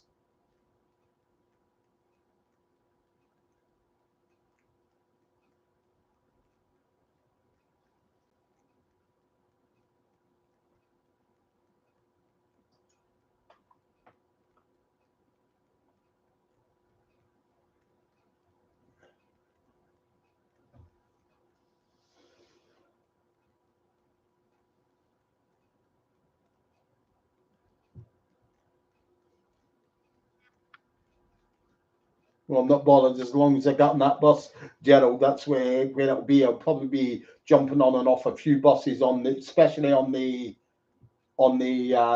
Thursday.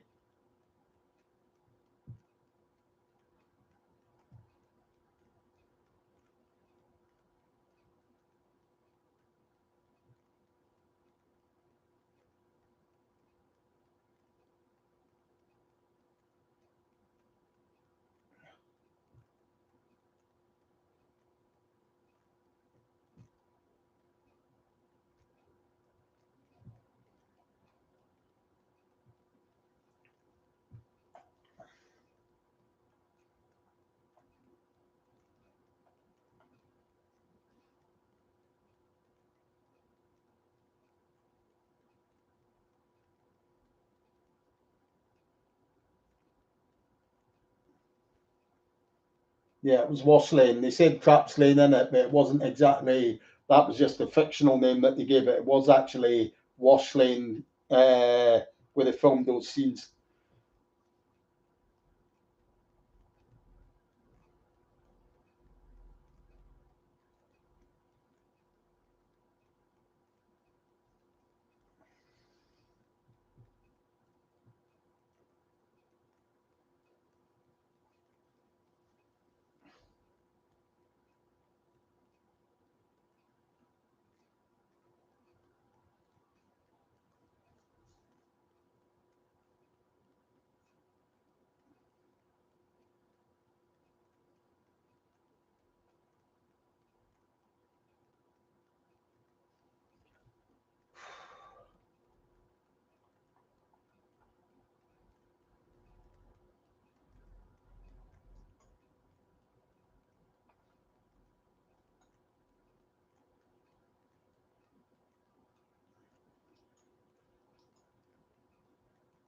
It has changed a heck of a lot down there now, though. Of course, the that Wash Lane location, because it's not actually a through road anymore.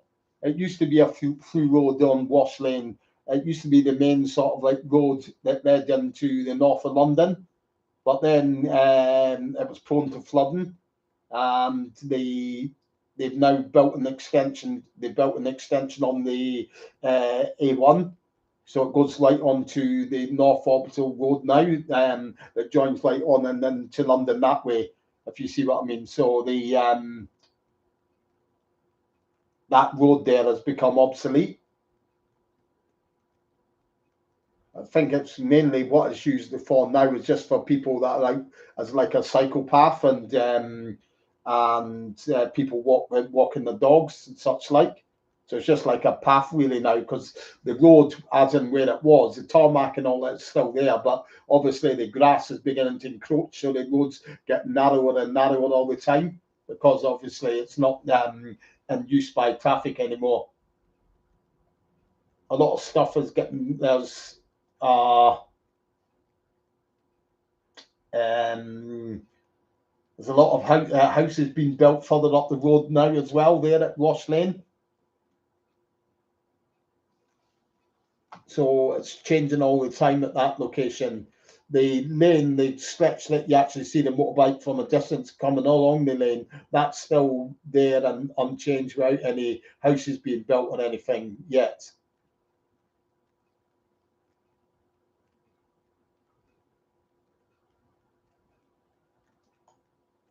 There's only so much you can do in a video. That's a problem, though, Paul. Um, because if I showed you how to access it, you would be into it. It would take the extended video into about maybe another 10-15 minutes. Um,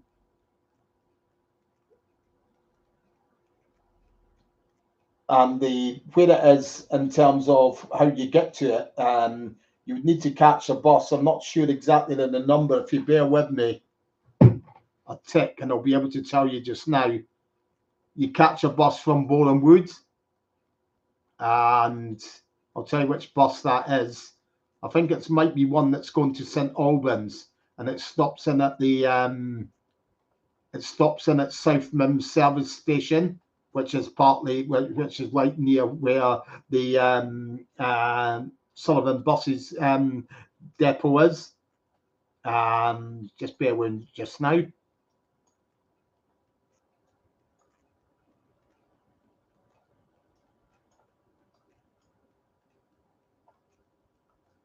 Right, so I can tell you sort of like basically now how you would get to it.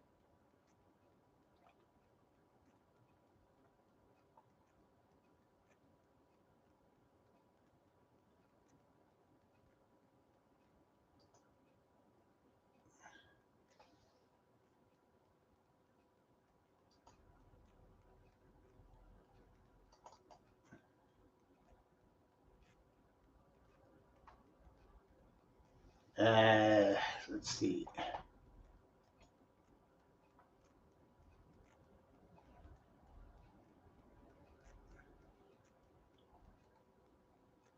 Yeah, there's a bus that stopped in the South Mims service station.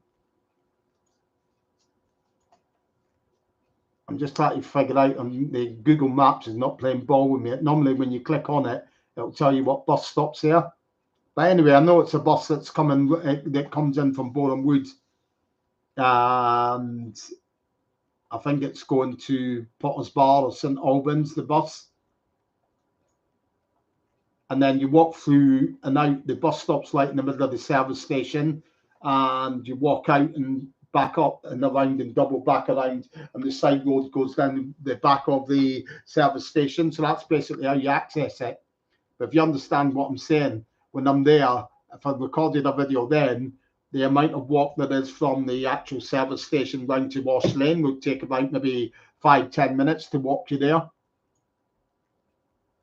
But I'll see what I can do when I'm there anyway. But it is a long 5-10 minute walk.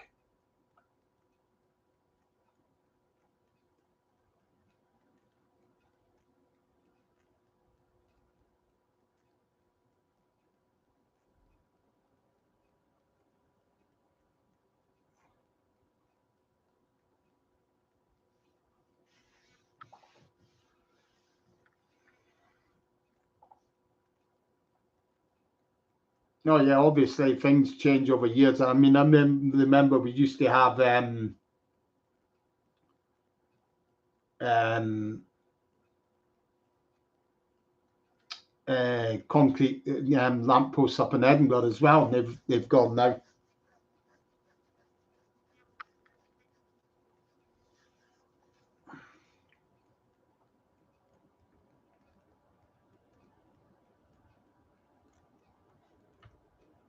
Need to try and find out where that bus is that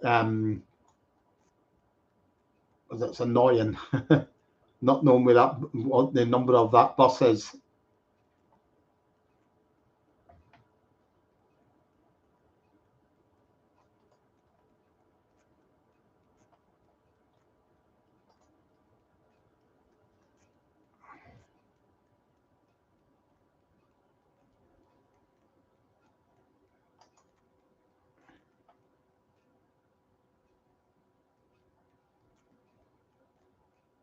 I think it might be the 398, the number of the bus.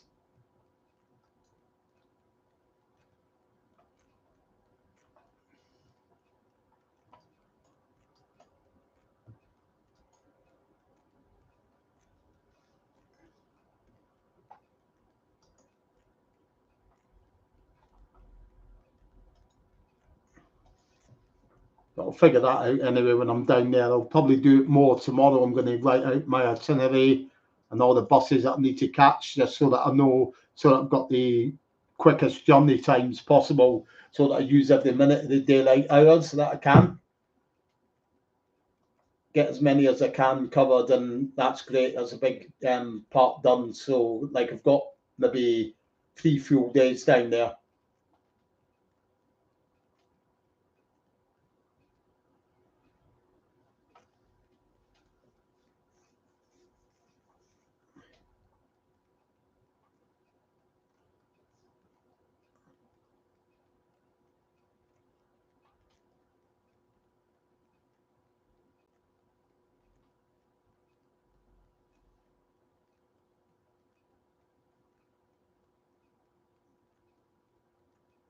I think people just misinterpret it, though, Neil. That's the thing.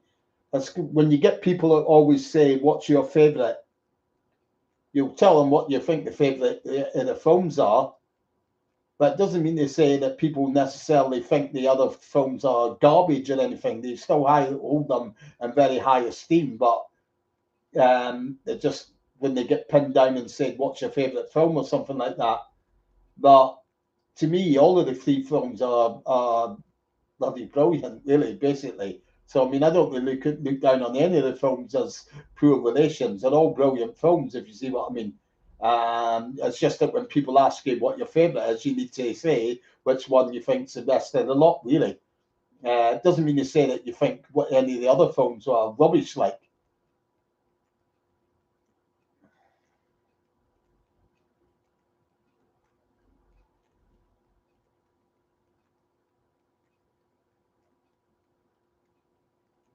Why wasn't the fourth film made?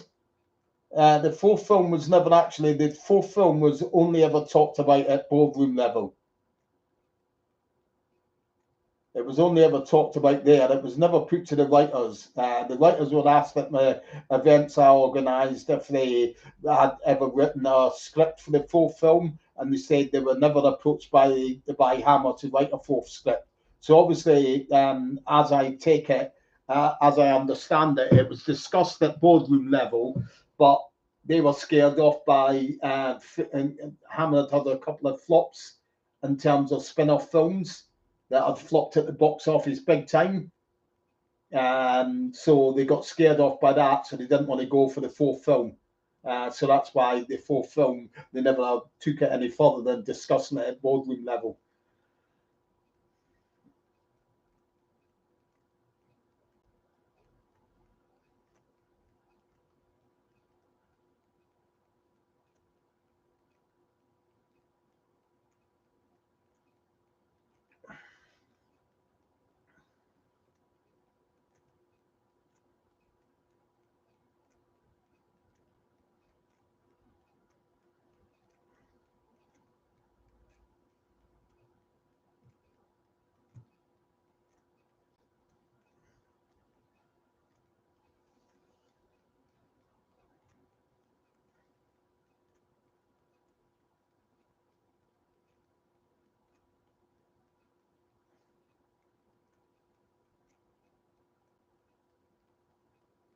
Quite probably, Gerald. As far as I understand, the last Loopmasters, I think, were a few months back. The last one came off the roads. I remember seeing it on breakfast time, I think it was, or something like that.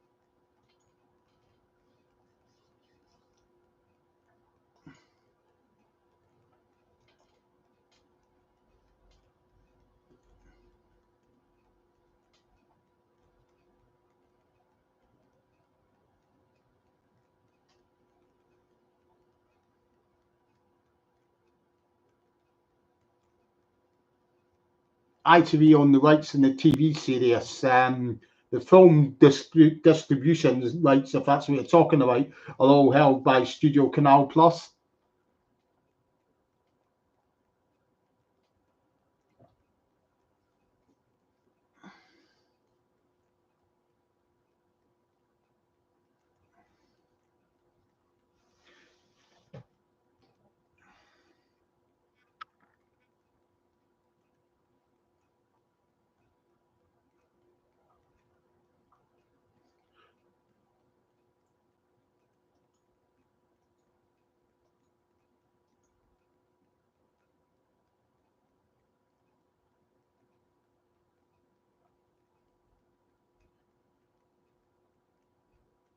For anyone as well, if anyone's interested in meeting up, they can do that along the way on my journeys. Obviously, I think I'll probably be in Wembley from about maybe arriving at probably Wembley Park tube station, probably around about maybe might be really early because it might be Boreham Wood really early just to get the full use of the summer hours. So I might be in Wembley Park station maybe for about 7 o'clock in the morning, maybe 7:30. probably be there for most of the day because I've got quite a fair few to take in the Wembley area on the Thursday. That'll be. Or if anybody fancies meeting up anytime if they're in the Boreham Wood area, I'm happy to meet up for a drink and a chat with them when I'm down there in the evening time. Then you can do that. You can contact me maybe through my Facebook page if they want to say, "I'll meet you here" or "meet you there" or whatever.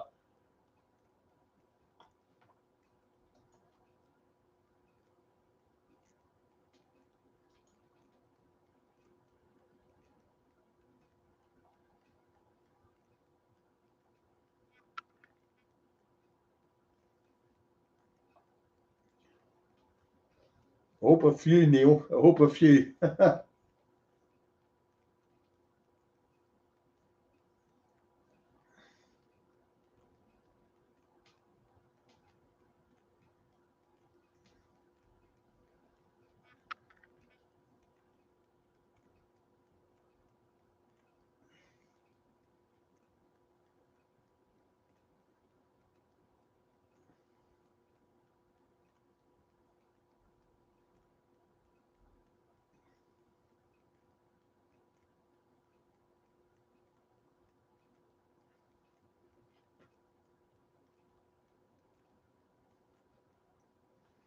Just for another thing as well, for a little bit of interest for you to look at as well, I'll just show you this. These are sort of things, the lengths you can go to try and pin down your film locations.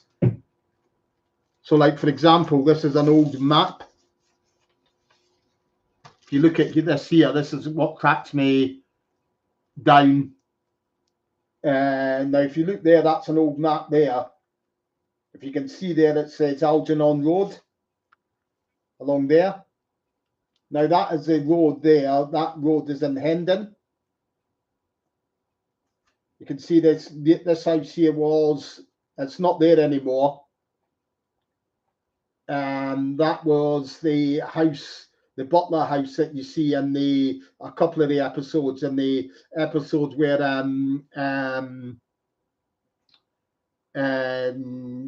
Jack runs, they go next door to Jack's to use the toilets. That's there, Algernon Road. And also the episode when they push the pram along and they've got the paint hidden in the pram, and that's along there as well. They were walking. The toilet shop is around about here. Where is it? It's around about here in the Hendon as well. That all of this here, all of these houses, you can see there, they're not there anymore. They've been demolished because along here now is the M1. They built an extension to the M1 that I was talking about earlier, and that actually runs all the way down here. So all those houses there have been demolished. So where Stan's house was, the only way I've been able to pinpoint exactly where it was is by looking at where it stood and what houses were across the road from it, which you can see there with the numbers. If I moved up closer, you can see the numbers there. And that's the only way we'll be able to say for certain that across the road there, right from there, is where the Butler house once was. That's in Hendon, that, by the way. I'm not doing that location when I'm down there, but I hope to do it sometime in the future.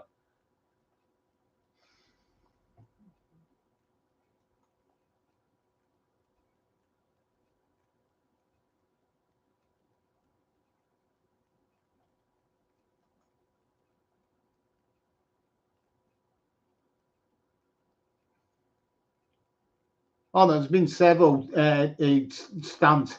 No, that's a house from the TV series Stan's house. That was from the TV series, and series 3 they used it there for Hendon. So you see that in the episode The Cistern when they have the toilet in the pram and they're walking home with it, and they also have the paint in the pram as well.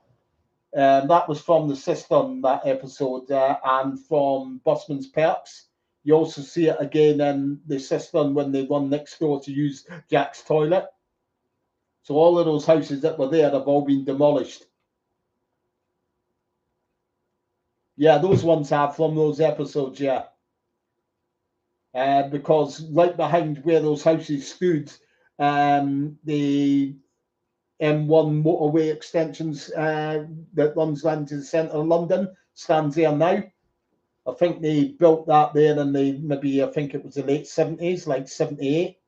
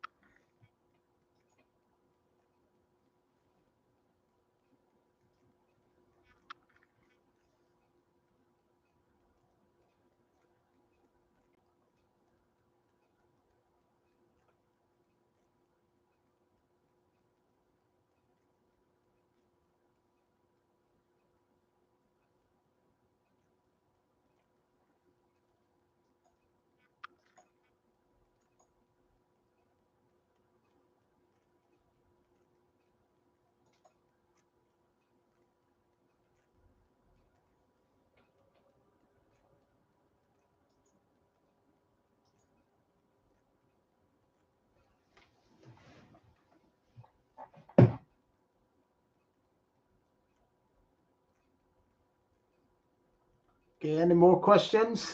Any questions about on the bosses? Just post them up and I'll answer them for you.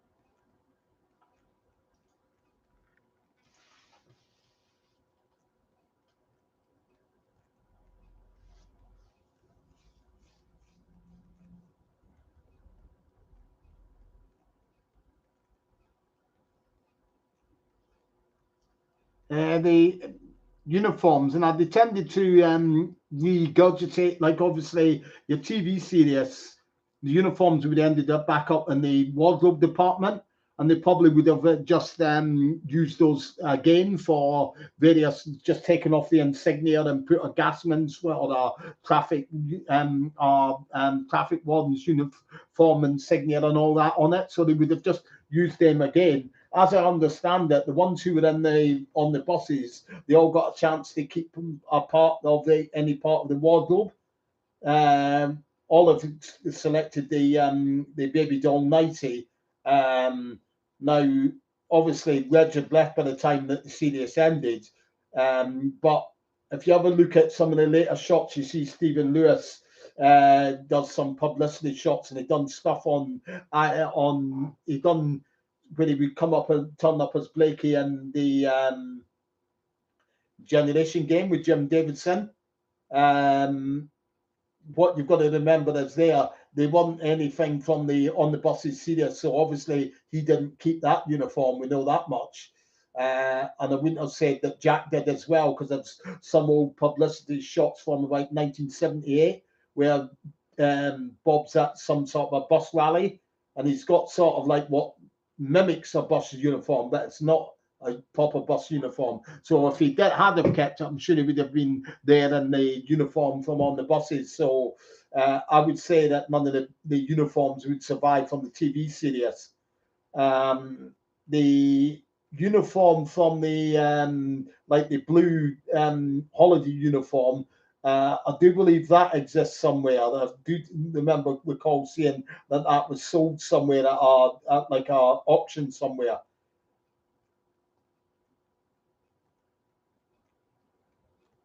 Oh yeah, Mark Ullman. They were definitely less popular. There's no two ways about that. You take two very funny characters out of any situation comedy, and it's going to suffer in terms of the humour value, and obviously as a result, it will be less popular.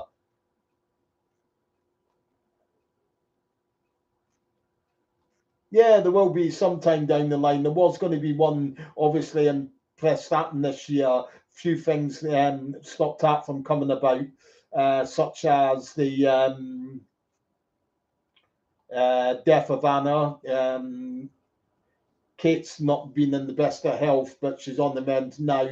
My co-organizer had a fatality, or not fatality, but a bereavement in his family, so it really put a hold on everything getting organised. So that put an end to something happening this summer. But we'll see how things go in the future going on from there.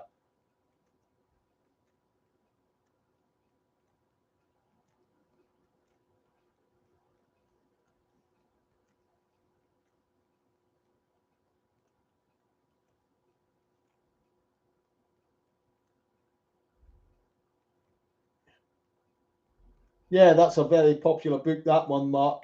It's the Avenger one, definitely. And they've got a Facebook group page, I think it is. I think it's called A Guide to Avengerland.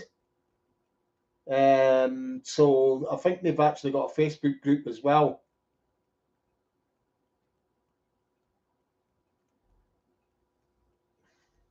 Oh, everything was filmed around Boreham Wood. Just some guy, Christ, I couldn't really go into it. You had all the ITC stuff. You had your like the Saint, the Champions, Randall Hopkirk deceased, um, everything like that. You had the early lately, some of the scenes from Casualty were filmed there. Obviously, the big Neptune House building, which you see the camera filming from the start and the end of Mutiny on the Buses from, that Neptune House was actually the hospital, I do believe, in Holby City, of which St. Pet was filmed there. Stacks and stacks of films as well, obviously. So it really is amazing the amount of stuff that was filmed there.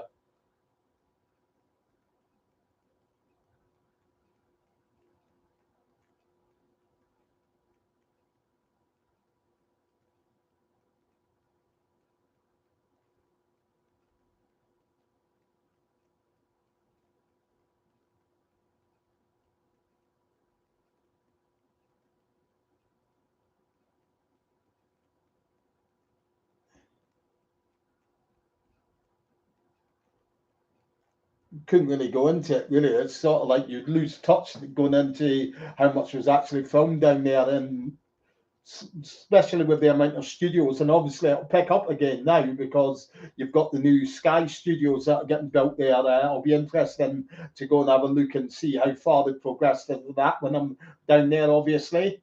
Because back in the day, obviously, you had in Boreham Wood, you had the Elstree Studios where the On the Buses films were made. Part of that still remains. You've got the BBC Studios, the Elstree Studios, a different studio complex again. Back along, you used to have the old British MGM studios along Elstree Way. They closed down. That is a what you see getting knocked down at the end of Holiday on the Buses with Stan with them demolishing the soundstage.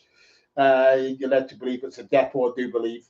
But now, of course, they're building a brand new studio complex at Sky.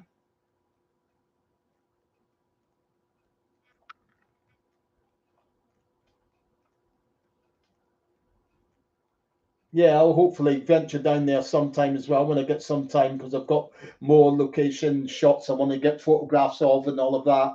Like I know, obviously, I'd like to do videos here for the people to see as well for the like my live locations visits.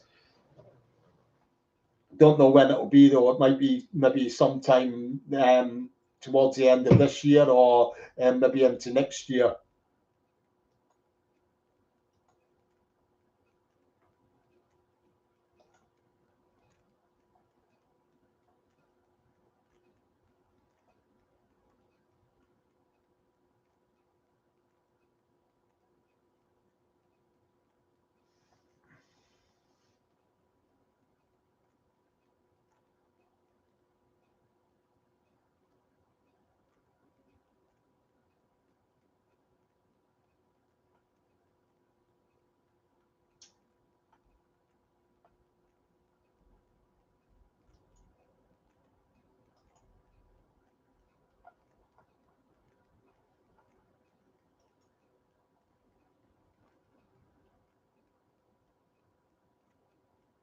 You've done one already, Mark.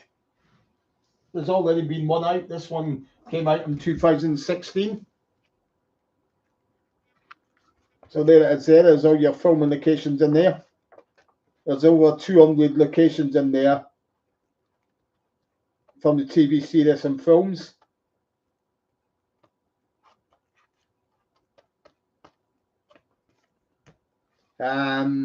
This came out in May 2016. As I say, I did plan on doing because now you can get it on it'll be on Amazon and any other online bookstores like Waterstones, WH Smith, Blackwell's.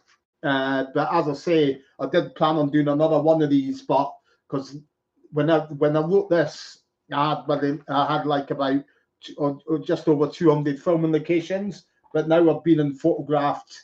I've now got like upwards of probably somewhere between 450 and 500 filming locations. So obviously, look at the width of that. It would be absolutely double the size of that because this has got just over 200. Any new edition of the book would be nearly 500 filming locations. Because me, I own the biggest filming location database in the world.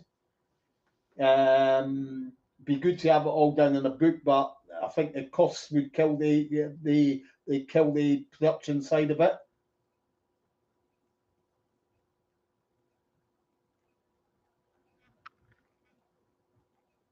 No, it's a fairly big camp. I mean, it's got like about probably around about 30 chalet blocks or something like that. So it's a fair size. I certainly wouldn't go as far as to say it was small, if you see what I mean.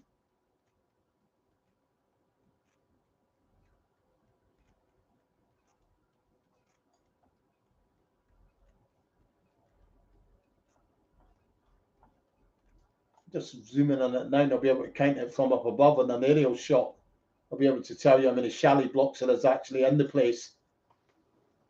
So you've got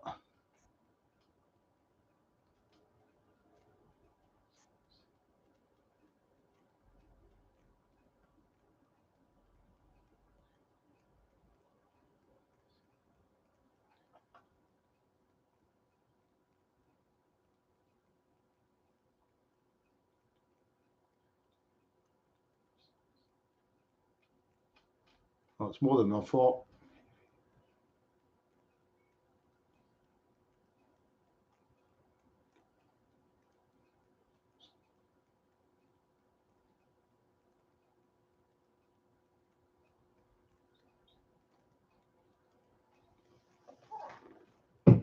So it's got 64 chalet blocks in it. So I certainly wouldn't call it a small place.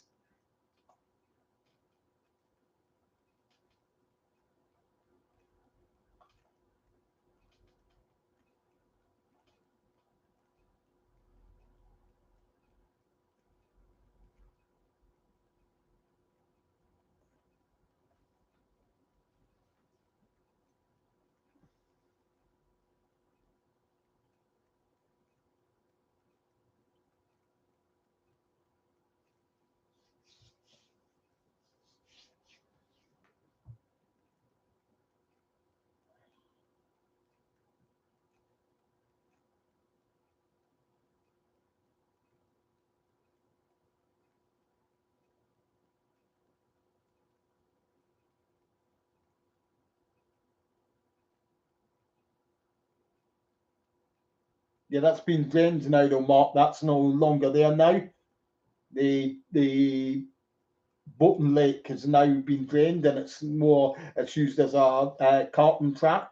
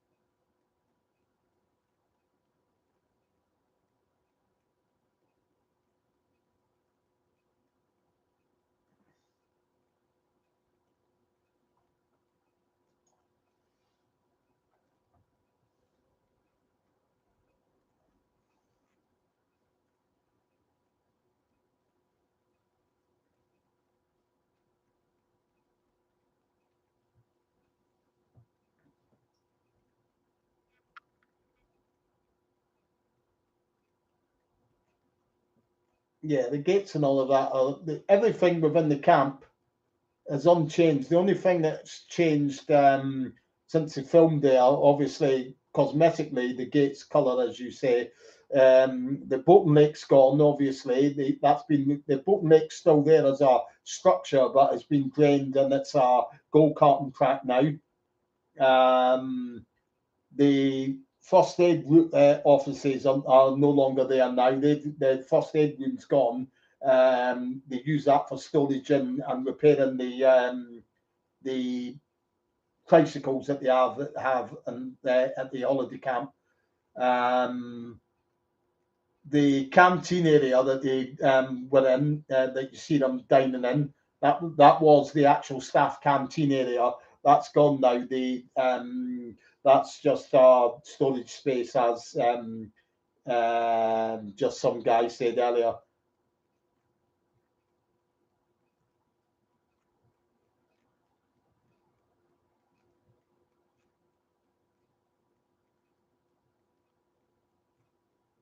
But there's many other areas there that you've got, as you see, but you just need to look at the videos that are done. I was down in Prestat and around the area, the areas in February, and I've done a lot of photographing and videos, which you'll see on here as well, of the Desert Falls, the bridge that the bus goes under. and the on the mystery tour, the country lane that the bus goes down on the mystery tour. Videoed all of that, and the dual carriageway. That's the St Asaph Road that the bus goes along.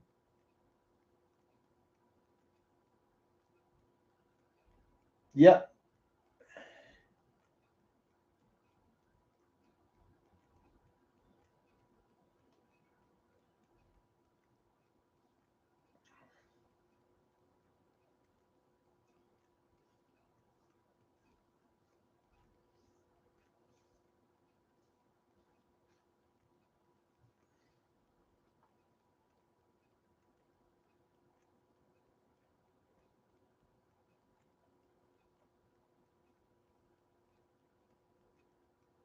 yeah.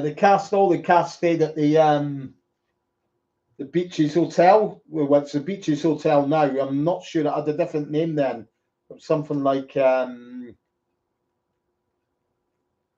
I can't remember what name it was. It's something like Snowdonia or something like that hotel, or the Britannia. It might be even the Britannia Hotel or something like that.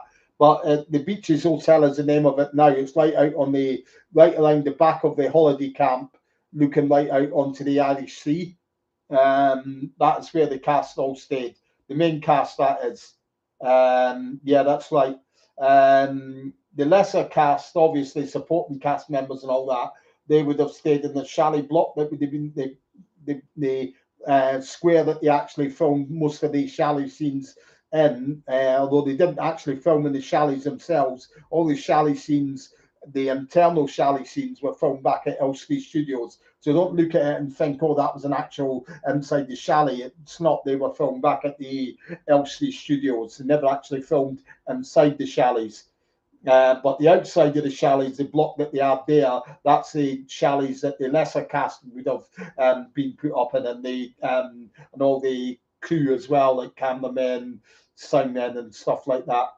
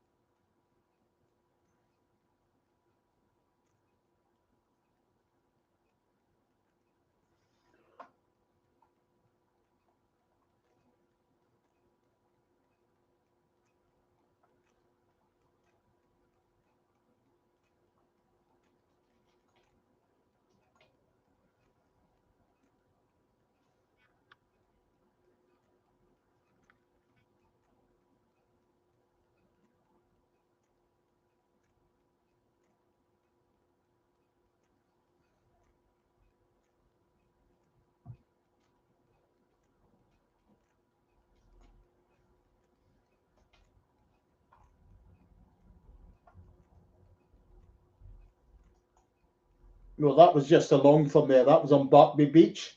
But it just shows a lot of the times, like, don't listen to locals for your information, because a lot of the times they can get it wrong.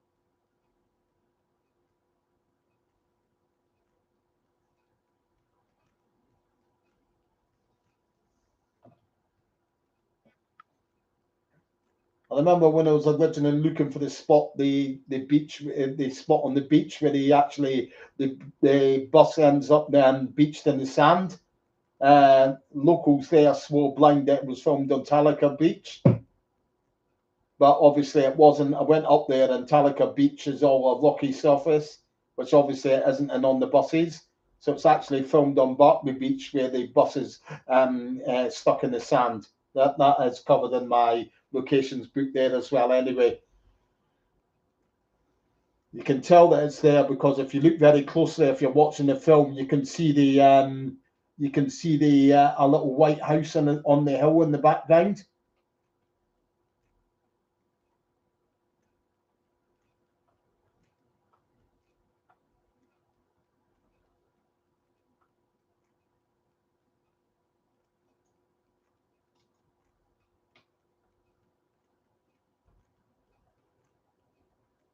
Where's that, Mike? Nah, I didn't see that one. I'll just scroll up, Mike.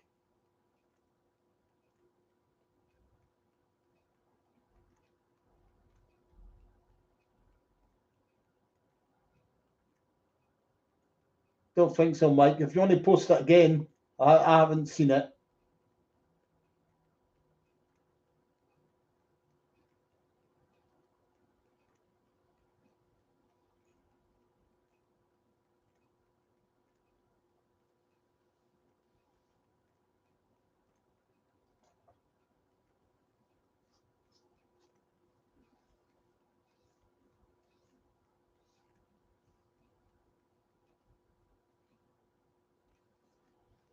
Yeah, that's right. Yeah.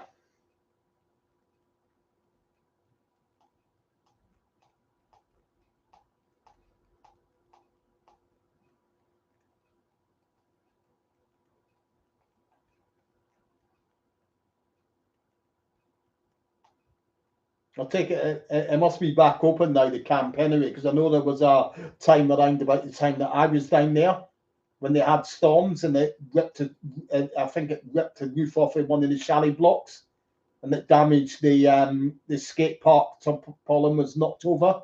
So there's a bit of storm damage there. And I know that it was closed for a few weeks, but I take it it's open now.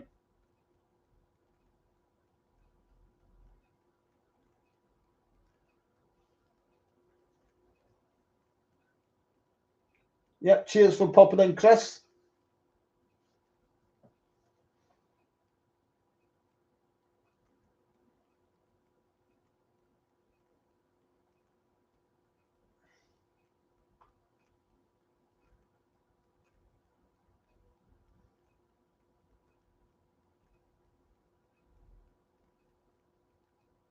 Yeah, I know where that is, Ben.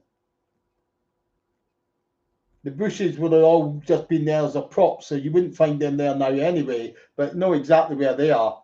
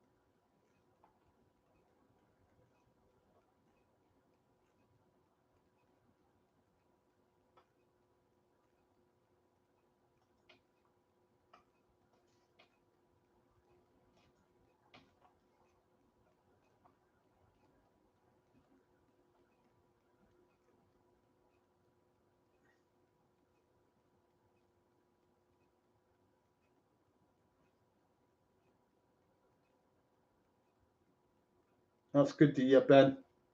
I knew it was back open again. It just wasn't exactly sure when it actually reopened again.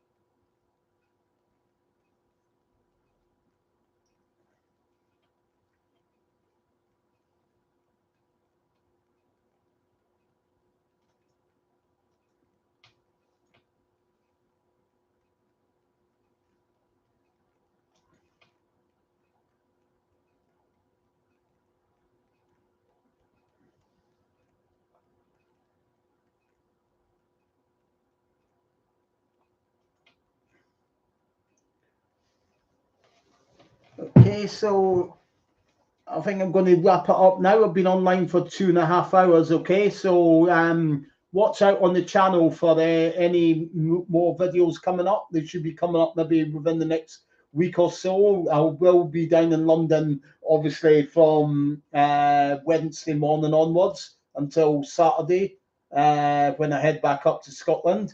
So I'll be down in London around the South Mims area on um, Wednesday, sorry, around the Wembley, Stonebridge, Kingsbury areas and Park Royal areas on the Thursday.